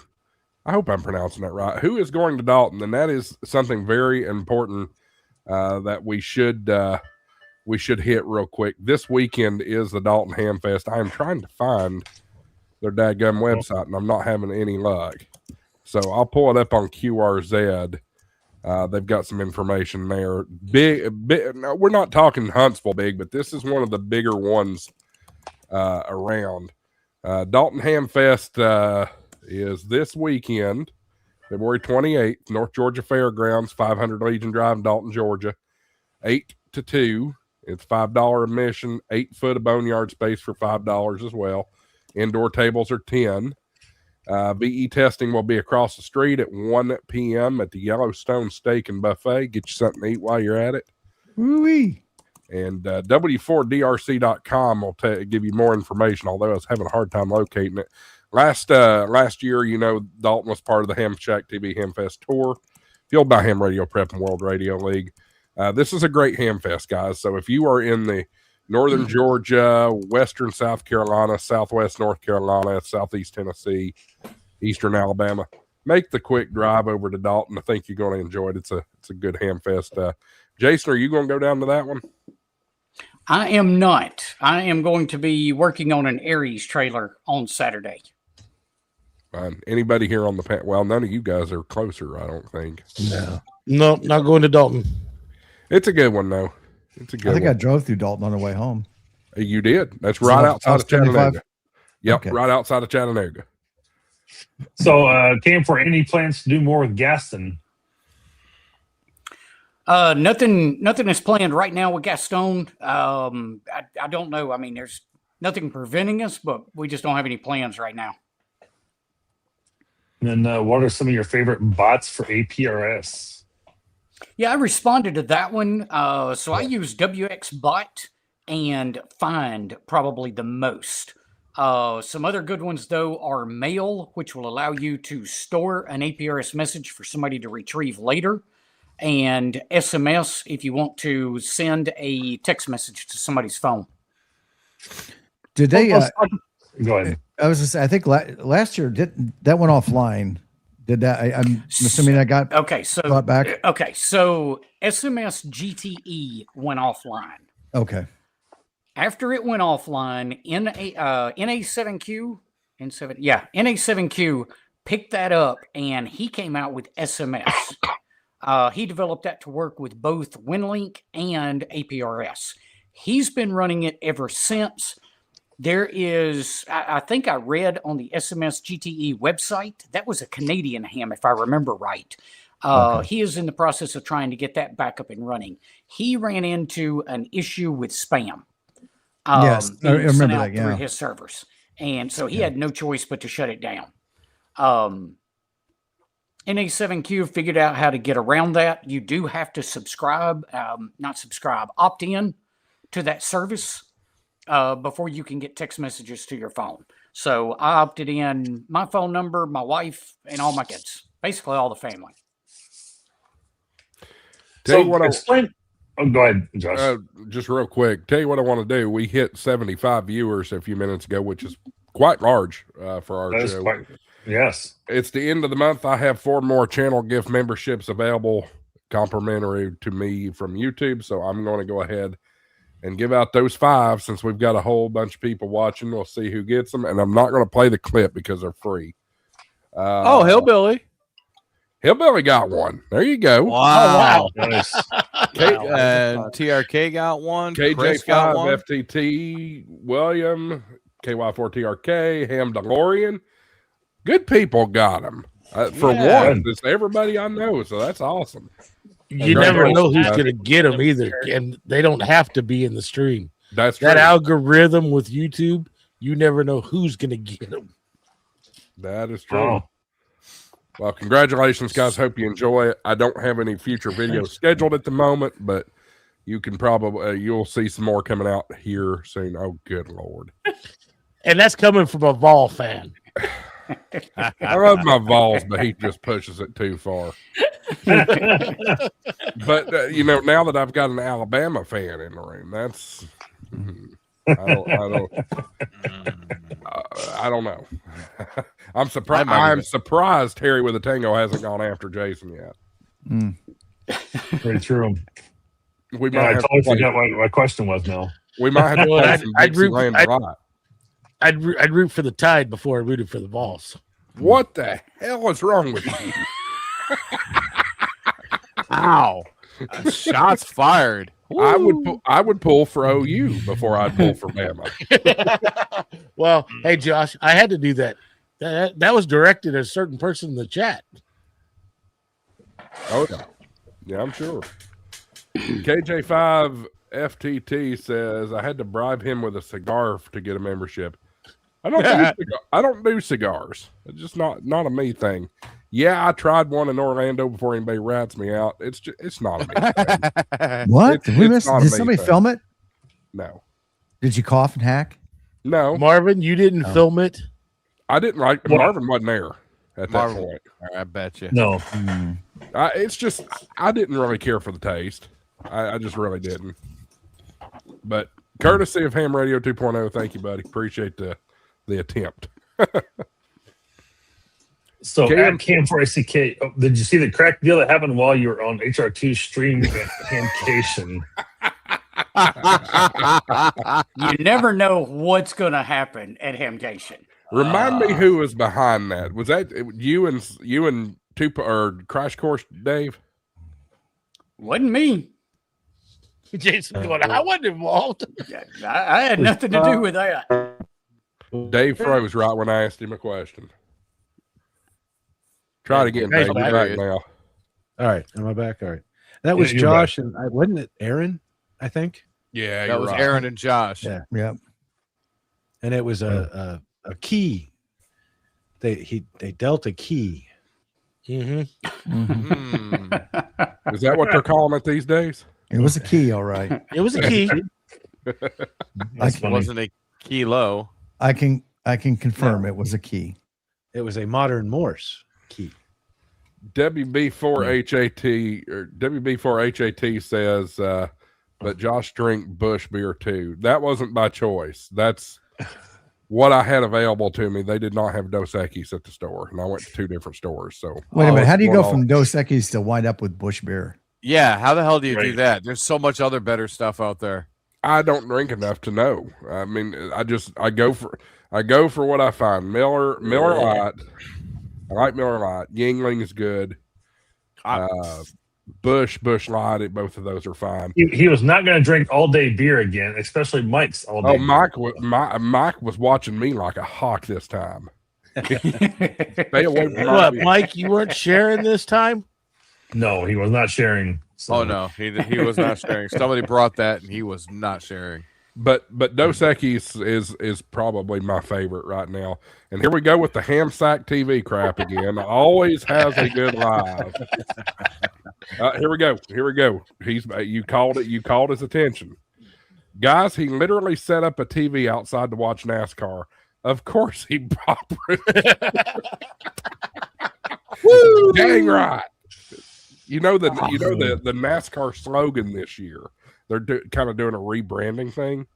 Their slogan this year is simply "Hell yeah." Yep. Nice. So there you go.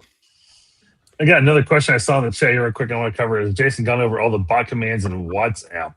So I've never done a video on the WhatsApp bot just because I don't have a WhatsApp account. But yeah, I've got videos out there that cover the different bot, or a lot of the different bots, not all of them. So are these bots for Discord, or what are these bots for? No. These bots are for APRS. So, Okay. for instance, let's go into one of them real quick. If you send an APRS message to WXBot, and in the Weatherbot, body of right? that message, in the body of that message, just put today. It will look up your location based on your last position packet, get the weather for that location, and send it back to you as an APRS message. Really? Really? Oh, I need a list of those bots. That's cool. Go to K8MRDiswrong.com. And you'll find everything you need to find. I'm trying to find a segue to keep getting that .com announced or spoke of. or you can type in a zip code SKEOD kaboom KH2XX indicates as well. So yeah, there's a lot of different commands. Today is one of them. You can do tonight. You can do tomorrow. You can do an airport code. You can do a zip code. You can just do a city and you can just do a city and state, assuming it's a large enough city inside the state. That is cool. All right. Now, I am going to go to KMRDiswrong.com to look up those bots.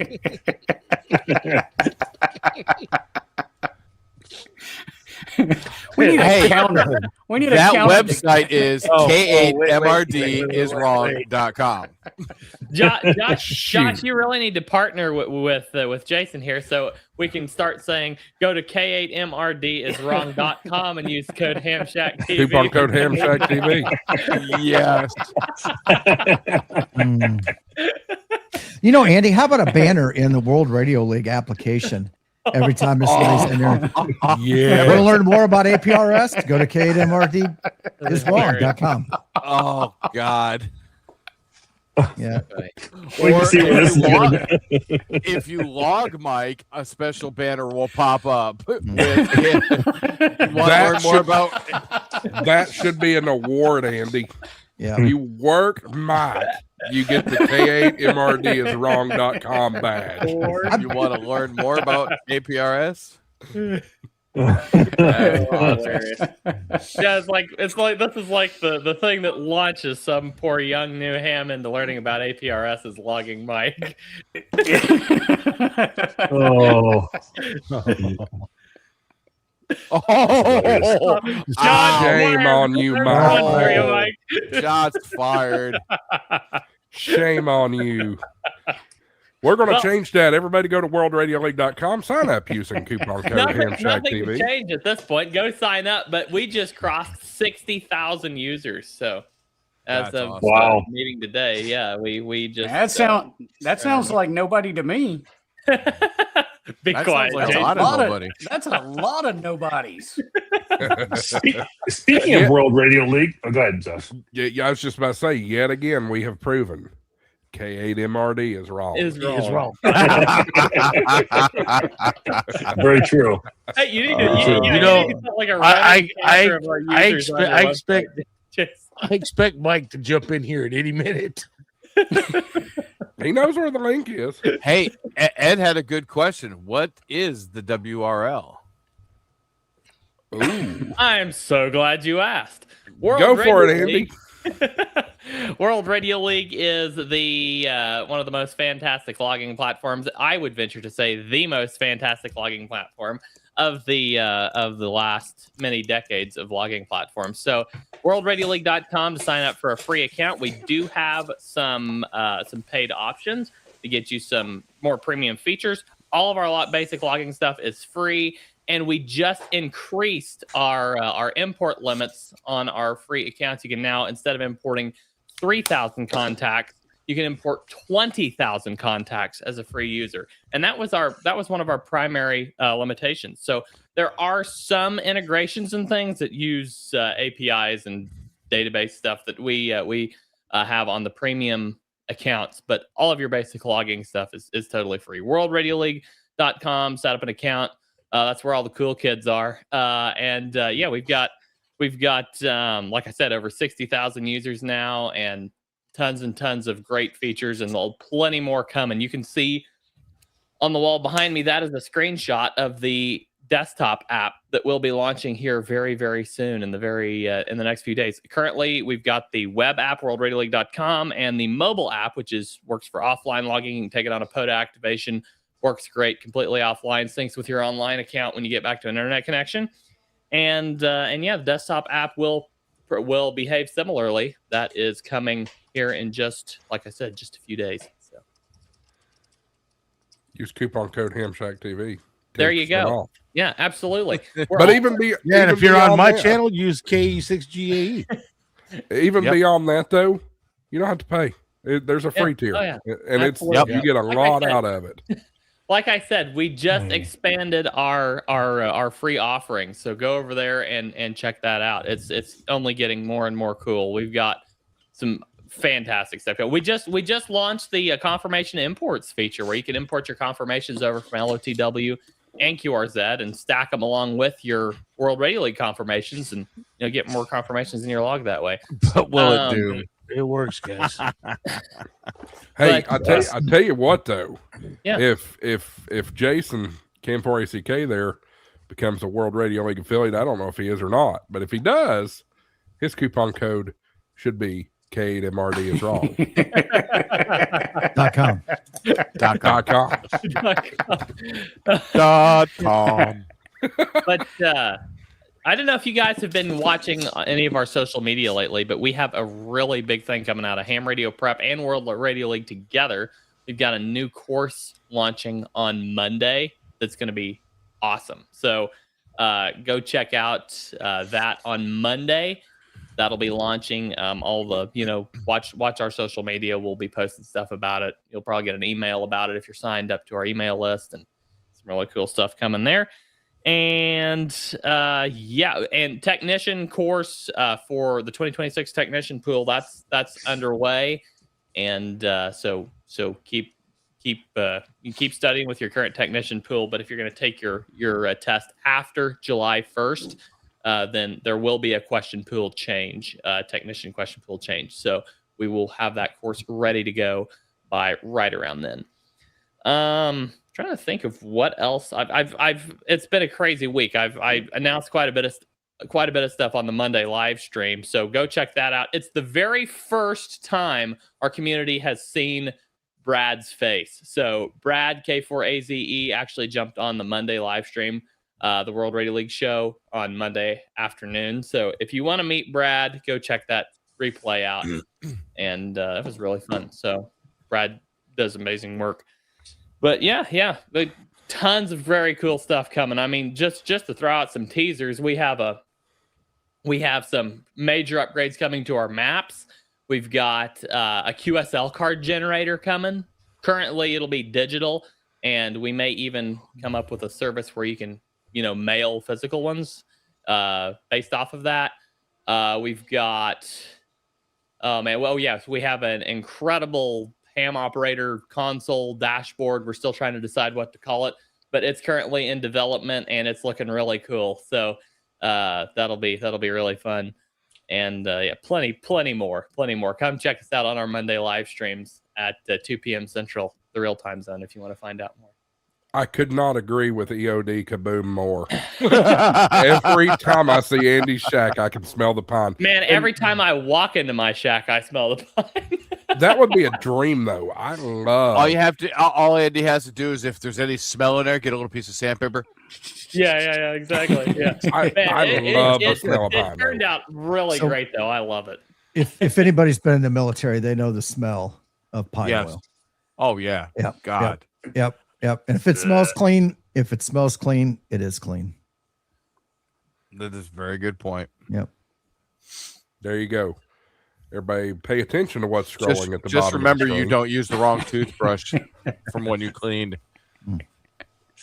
In case you missed it earlier, we wanted to make sure we share the message out. So yep. That way you can catch it.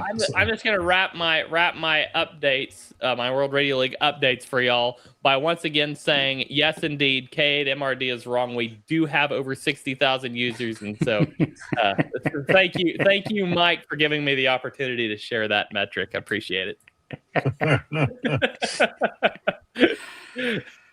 Hey, another APRS message from oh K6, my goodness, K6 ORJ. Oh, smell of pine and mouse dropping. Gary, you don't know how true that is. They can't get in here, but there's tracks that they can run over all the time. So has your mice numbers gone down because you got the pine going? But they went down.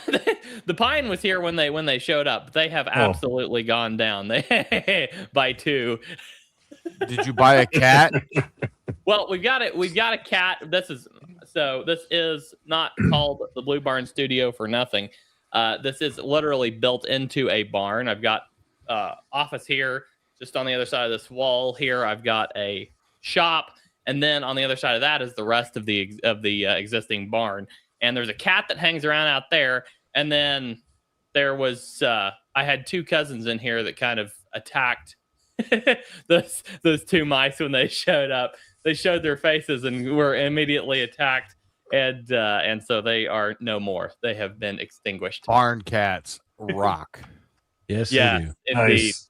Hey, by the way, I mentioned the Blue Barn Studio. If you're coming to Hamvention, I'm planning on being there, and I'm going to try to get a pack of these stickers, hand out Blue Barn Studio stickers. If you watch the World Radio League show, you know what that's where I broadcast from every week. So if you want a sticker, come find me. Lord, I thought you were about to tell us you were going to pick up the Blue Barn and take it with you. That's right. I don't know why you thought that, but no. Colin, I was thinking the same exact thing. The goats or sheep is on the other side of the wall. there have been goats run right through it, literally right where I am sitting for many years before I built this studio. Is the slogan in Missouri "Men are men and no goats are nervous"? Or is that something like that? And the sheep run wild. I tell you what, folks, we have started a war in here tonight. Mike KE9DSK says at Ham Radio Tube, you sound like a sad ham. Ham Radio Tube says, way to be original, Mike. Well, Mike's digging at us some more up here with his preferred loggers, but Mike, I just found out that your preferred podologger actually takes a dig at you with an APRS Easter egg in your account. Yeah. So you got no room to talk. Is it really? Hey, Andy. Go ahead, Josh. I was just going to say we have about 25-ish minutes left, and we haven't really hit on Winlink at all.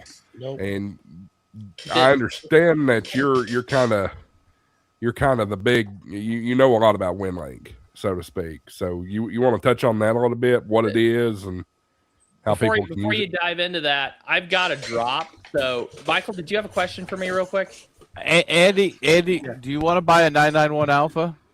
Sure, absolutely. If you're selling cheap enough. I'm just asking because I'm going to be retiring mine here, but you're going to have to tune into later, even watching the chat, because I've got a little announcement and I'm going to be ticking people off, but that's okay. Okay, sounds good. See you guys. See ya. We'll see you. Go ahead, Hi, Jason. What do you guys want to know about Winlink? Everything. Well, kind of start off like we did with APRS. Give the dummies, and I'm one of them. Give the dummies kind of the baseline of what it is and what its use purpose is, and kind of how to get into it. It is a way to send email over radio waves. That's the simplest way I can describe it. Mm-hmm. I don't know that it can be described any simpler than that. Exactly. No, I mean that's literally what it is. What can you use it for? Anytime you want to send an email over RF. If Why you're didn't running, they just call it windmail? It's a good question. Got me. I don't know. Most of the people probably watching are watching tonight are probably running Windows. If you are, check out Winlink Express. It is a free application for Windows. Better known as Wind Blows. If you are you use a real operating system like Linux or Mac, Yes, check sir. out Pat Winlink.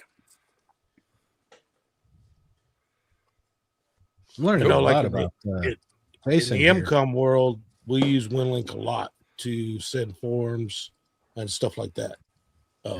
The simplest way, Jason explained it the simplest way he could, but Winlink, there's a lot of uses out there for it.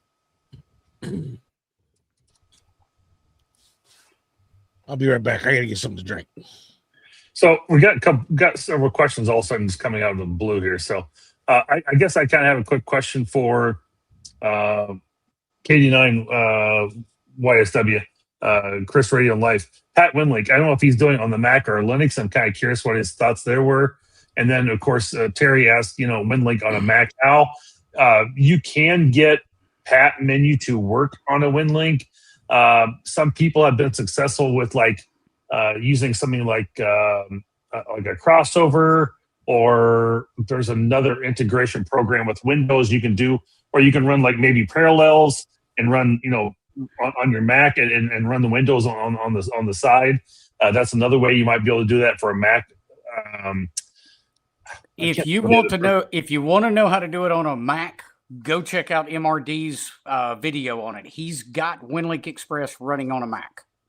That's right, he did. So he's the only person. He's the only person I know personally that's running Winlink Express on a Mac. The olive branch has been given. Yeah, and I think he was using Parallels for that. I think, but I don't recall exactly. So probably VMware Workstation. Oh, I bet that's what it was. I bet that's what he's doing, something like that. Because I know he's using it over on Windows. So, yeah. Let's see. Do you use? That's what I asked him. No, he said he's running Linux Mint and 73 Linux. So okay, same setup then. Yeah, he needs to be running Pat Winlink and Pat Menu. Okay. So and guys, if you're just getting started, what is the other Dave showing? I'm loading 73 Linux right now on my Dragon OS. Nice. There he is. I got rid of VMware Fusion. I'm using UTM now. That's what it was. I forgot that's what it was. You get to learn a lot about Jason with his fun facts. Like he never had formal computer programming training. Little windows keep popping up. Kind of like APRS, when I said you can just use your phone to get started, you can literally download one of the programs and run what's called Telnet. That is simply sending a WinLink message strictly using the internet. And that's the easiest way to kind of get going with it and then progress into actually sending messages over RF. If you want to do it with an Android phone, you're going to look at something like WOAD or WOAD, depending on how you want to pronounce it. That's WinLink on Android. If you're running on an iPhone, you want to check out Radio Mail. And Radio Mail is an absolutely beautiful piece of software. I heard he's coming out with a Mac OS version, but that was quite a while ago, and it's still not out there yet that I'm aware of. Kind of like how we've been hearing HRD is going to be Mac for years and years and years, and it ain't there yet. The Radio Mail is a beautiful program on an iPad or a iPhone to be able to use for that as well. For doing WinLink. WOAD works. It looks like it was written about 1999.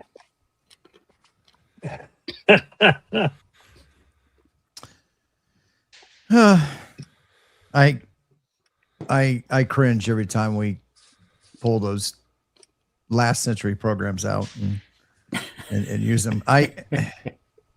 I'm glad, we had some going around with World Radio League in here, but I'm glad that we've got people developing programs in this decade.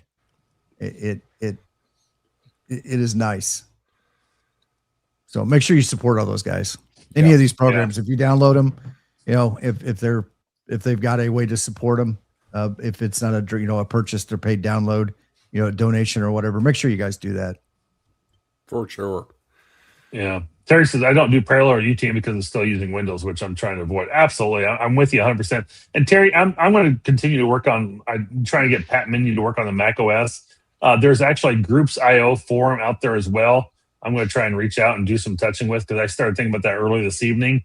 And I'm hoping there's a way we get the Pat Menu running on the Mac better, because it's been a little bit of a pain for me to make it work. So if you figure it out, please let me know. Marvin, it's getpat.io takes you to the website, and there's a link to their community on there. Okay, and it looks like he said, it does not do it on silicone, and that's probably maybe why I'm having a hard time getting it to run, because I'm running it on every one of my devices are a silicone chip, and not an Intel chip from Mac. So that may be the case. See, and that's going to be one of the challenges with all these ham radio applications. people building for the Intel chips, it's pointless now. I mean, Right. so many of us in the past, 5-6 years have upgraded our Macs to be a Silicon. If y'all would just move to the original, OS. Linux. I mean, go with the You mean power Unix? go with the Power PC.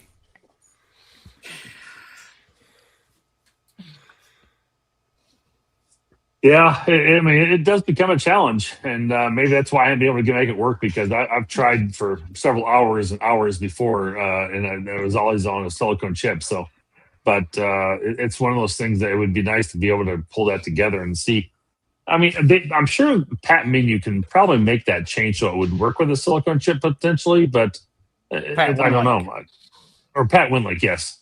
So, yeah. I'm sure they can find a way to make that work, but it just takes some developing to get it done. Well, it's also too, some of the developers, part of the reason why they won't develop for Apple is what the cost that Apple makes you pay and the hoops they got to jump through to put anything on Apple's platform. Well, there's always that too.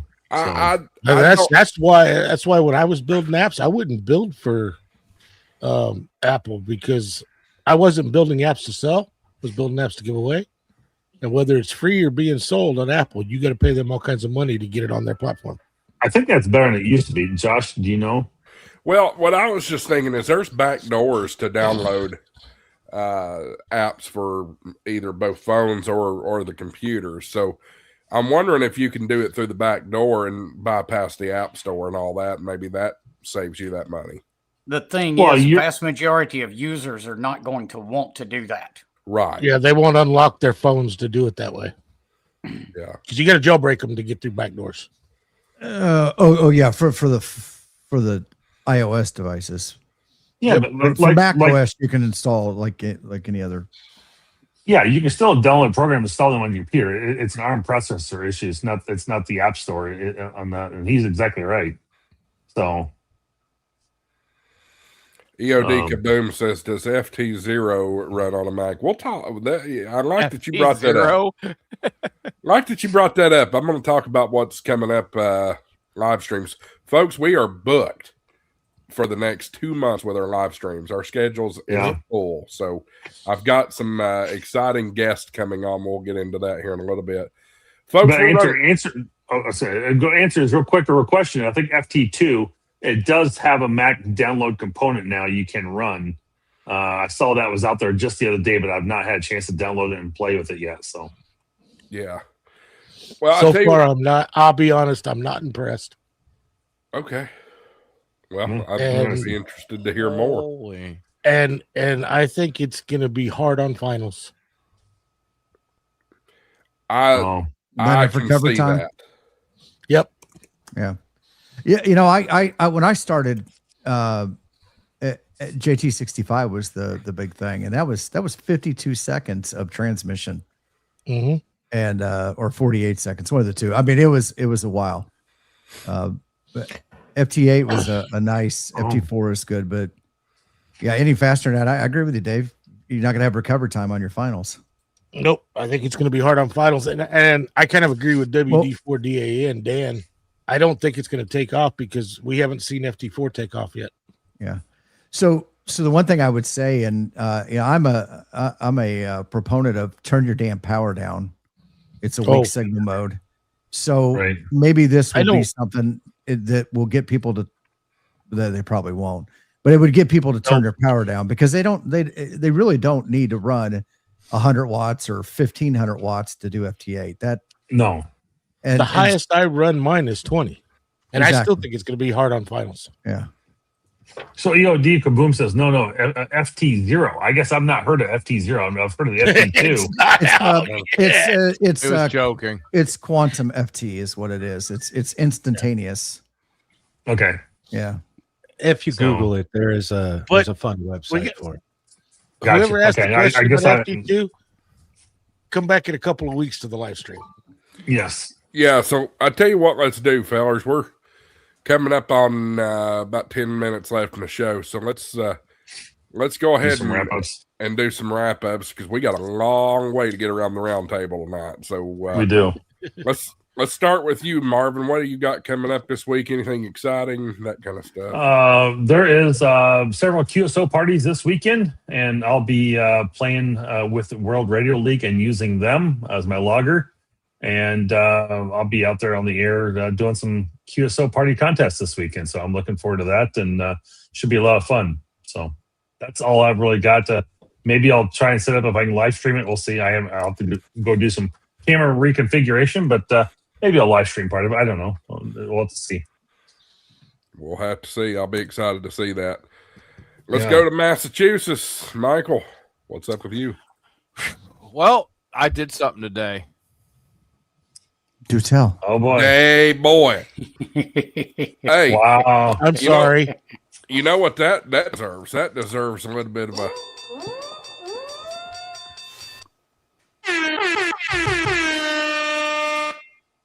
Yes. So, the what's really going to piss people off is it was $1,200. Yeah, I'm pissed. No way. Yep. The dude posted it on Facebook Marketplace. 2 hours.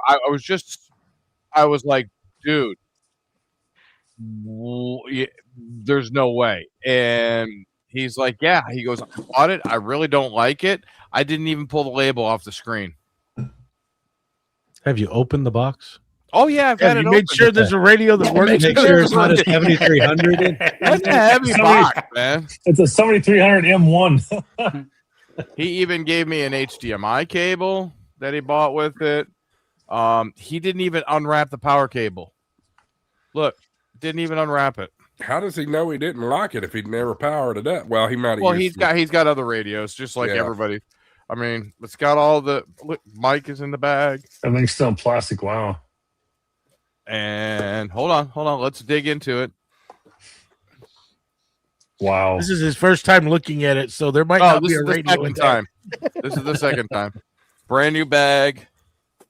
But oh god, this thing's hard to get out. That's what she said. She said. Wow. Look at that. Hold on.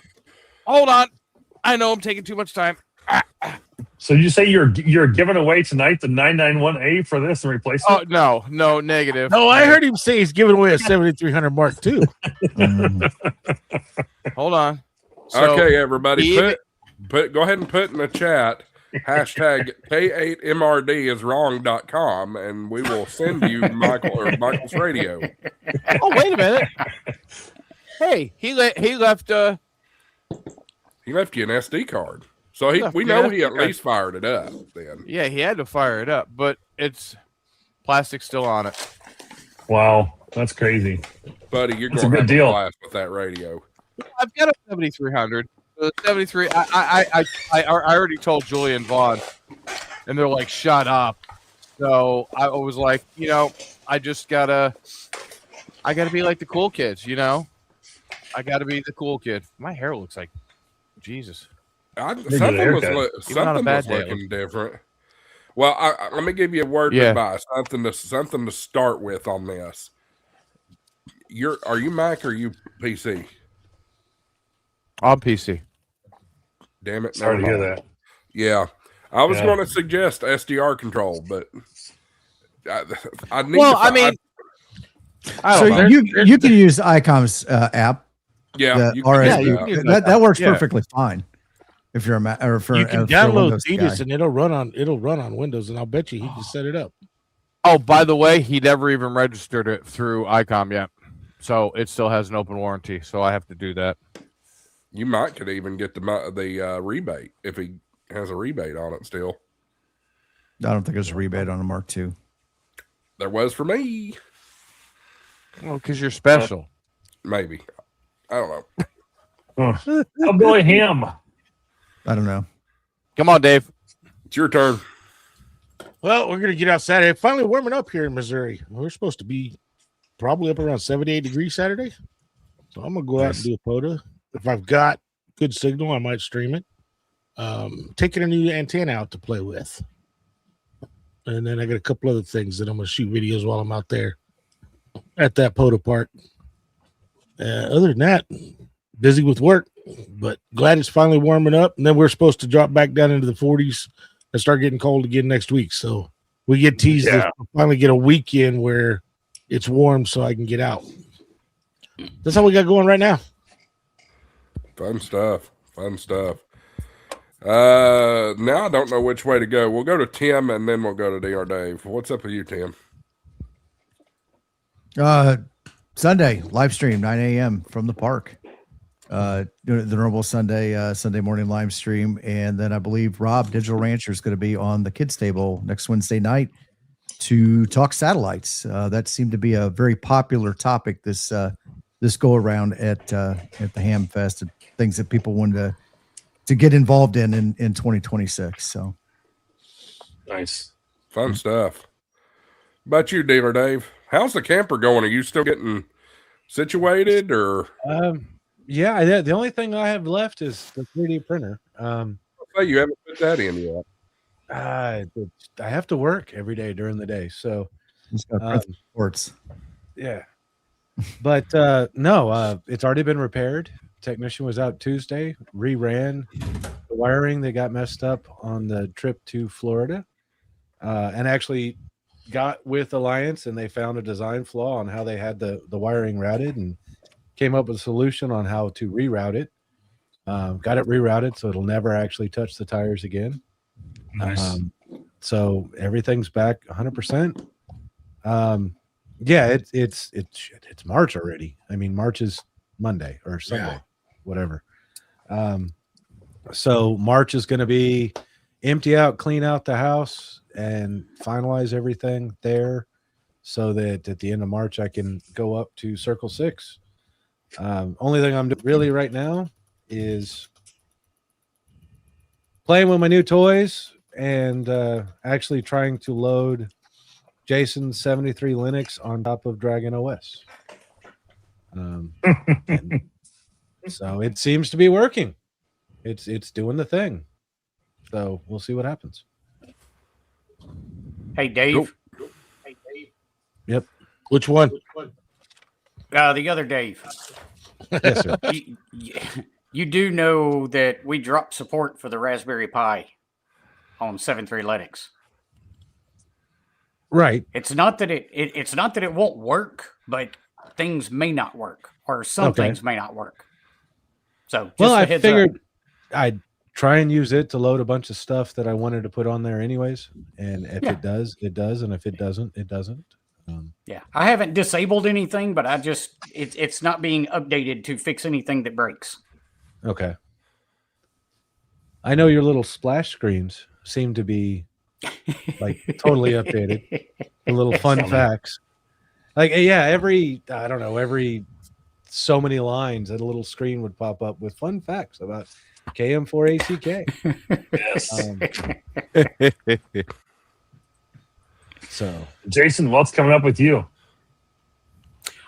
Saturday we're going out. I'm gonna help the Aries group update some things on the trailer, and not sure after that. We're getting ready to roll into the busy season for the day job. That's going to kick off 2 weeks from Saturday. So once that occurs, everything else kind of get put on hold for about 8-9 weeks. But trying to just wrap up some last minute things. I spent 3 days coding Sunday, Monday, and Tuesday this week, catching up on a few things that needed to be fixed.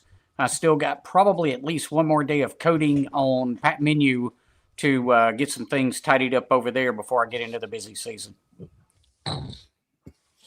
Will that update for Pat Menu stuff on your Linux? Just do some updates. Yeah, Linux.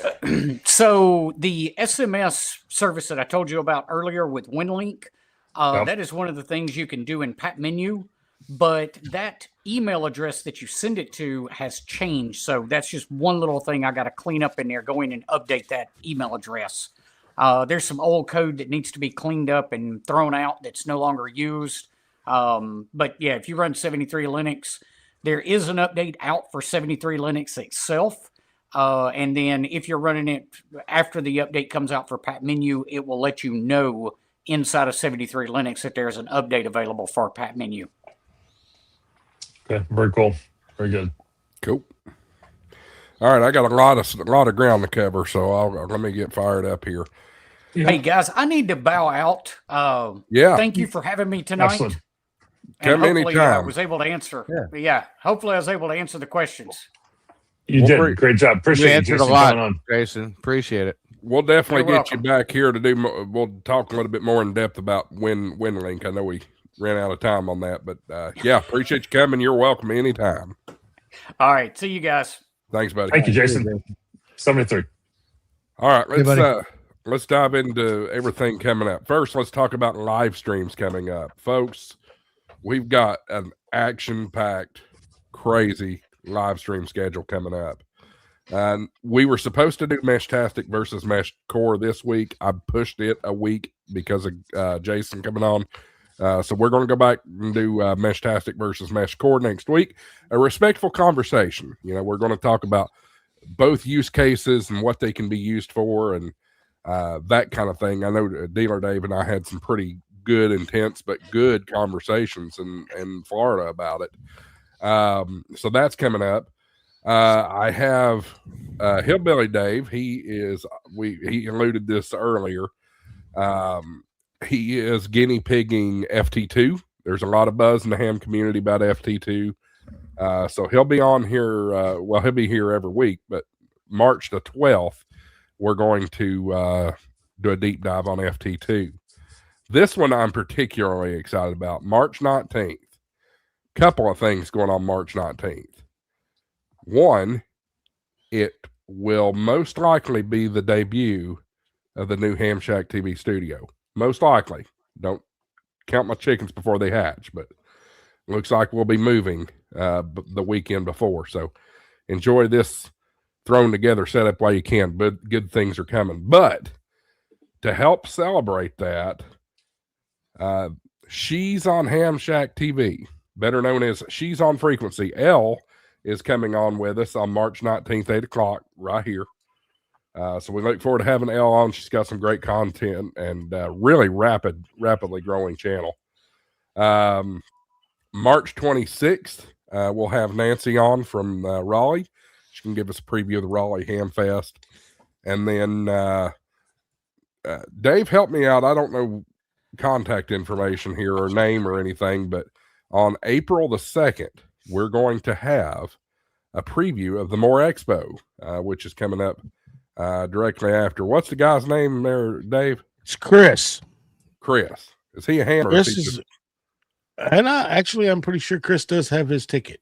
Okay. But he's the one that started the More Expo, keeps it going. He also had a power sports show there, but he split that off and moved that one to Oklahoma, and then just has the More Expo here. But yes, I'm definitely looking forward to it. He will be here. I got him scheduled for an hour if he can stick around more, but he will be for an hour to talk all about the More Expo, guys. That's going to be a fun one. I keep getting told I need to make that one. Not going to happen this year. Hopefully next year. Keep supporting HamShackTV. Load up the dummy load and get on the road. You better believe exactly. It. Keep supporting HamShackTV. Make it viable for me. I'll see if I can make it happen next year. And then I'm hoping April 9th to have a Skywarn Symposium, and that is I'm working on a couple of guests. We'll see. I'm working on a big time known meteorologist. I'm also looking at another weather person. So hopefully I can get this pulled together, but we're getting into severe weather season. Matter of fact, if you're in Alabama or Mississippi or Southern Tennessee tonight, you're dealing with severe weather as well. So keep that in the back of your minds. But yeah, we're going to have, go ahead, Tim. Is it, please tell me it's the guy that sings and raps the weather reports. I have no idea who that is. You know what I'm talking about on social media? No, not seen him at all. I'm sorry. He'll do that, but he'll tie in current like current music and stuff like that as part of it. He'll use bits and pieces of current music in his weather. He doesn't sing or rap it. I'm sorry, but he'll use rap and song lyrics as part of his weather report and ties it all in. Yes, I think I have seen that. That would be cool. That'd be cool. Yeah, I've not seen him. Yeah, he's fun to watch. More to come on that. That's an exciting show. I want to do the Skywarn show at least once a year. Those are quite important. And that's all the live streams we have scheduled at this point. So February 16th and beyond, we're wide open, and we'll be looking towards what's it called? Hamvention. There is one other thing. Wait. You said February 16th. We're booked out till next year. April 16th. There you go. You said February 16th. Yep. and I would like to point out when you speak, Josh, with the Skywarn, and it's never too early. We're already have had tornadoes last Thursday here in Indiana. Here in snow on the ground this morning, we had tornadoes last Thursday. So, those things can pop up at any time. It doesn't just a weird change in the weather pattern, and they're there. Yeah, absolutely. So, it's time. So don't wait on me to do the Skywarn Symposium. Nope.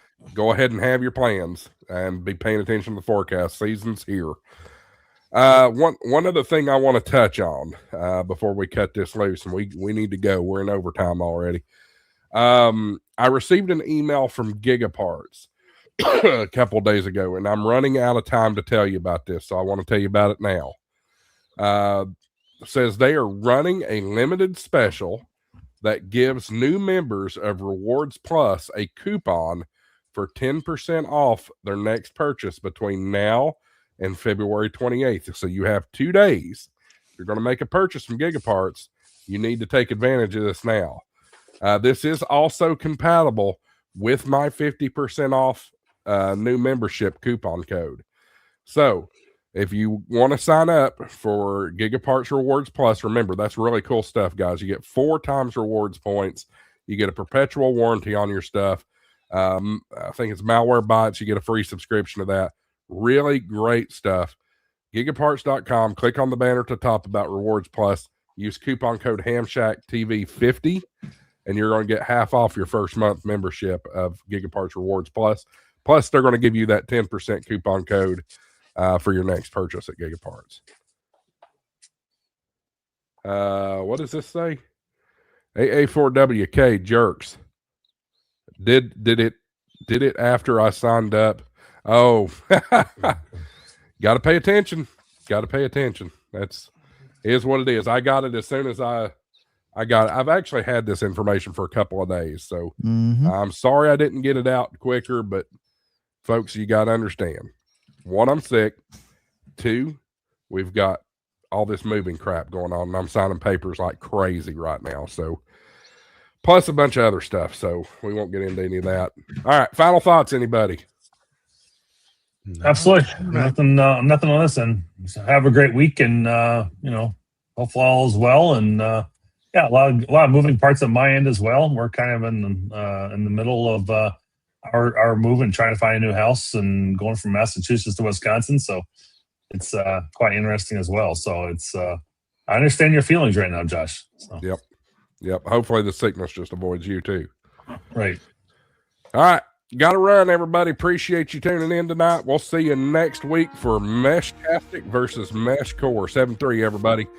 We'll try to upload some content when I've got some time. 73, everybody. AA4WX, WSCB 693. Love. Wait for it. Yeah, you know what I'm going to do. I owe it tonight. Can't get a hundo and not get a bonus.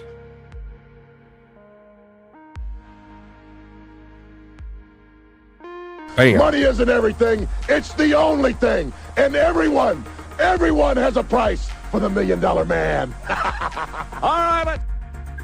Appreciate it, everybody. EOD Kaboom, you missed it. I started the show with a song.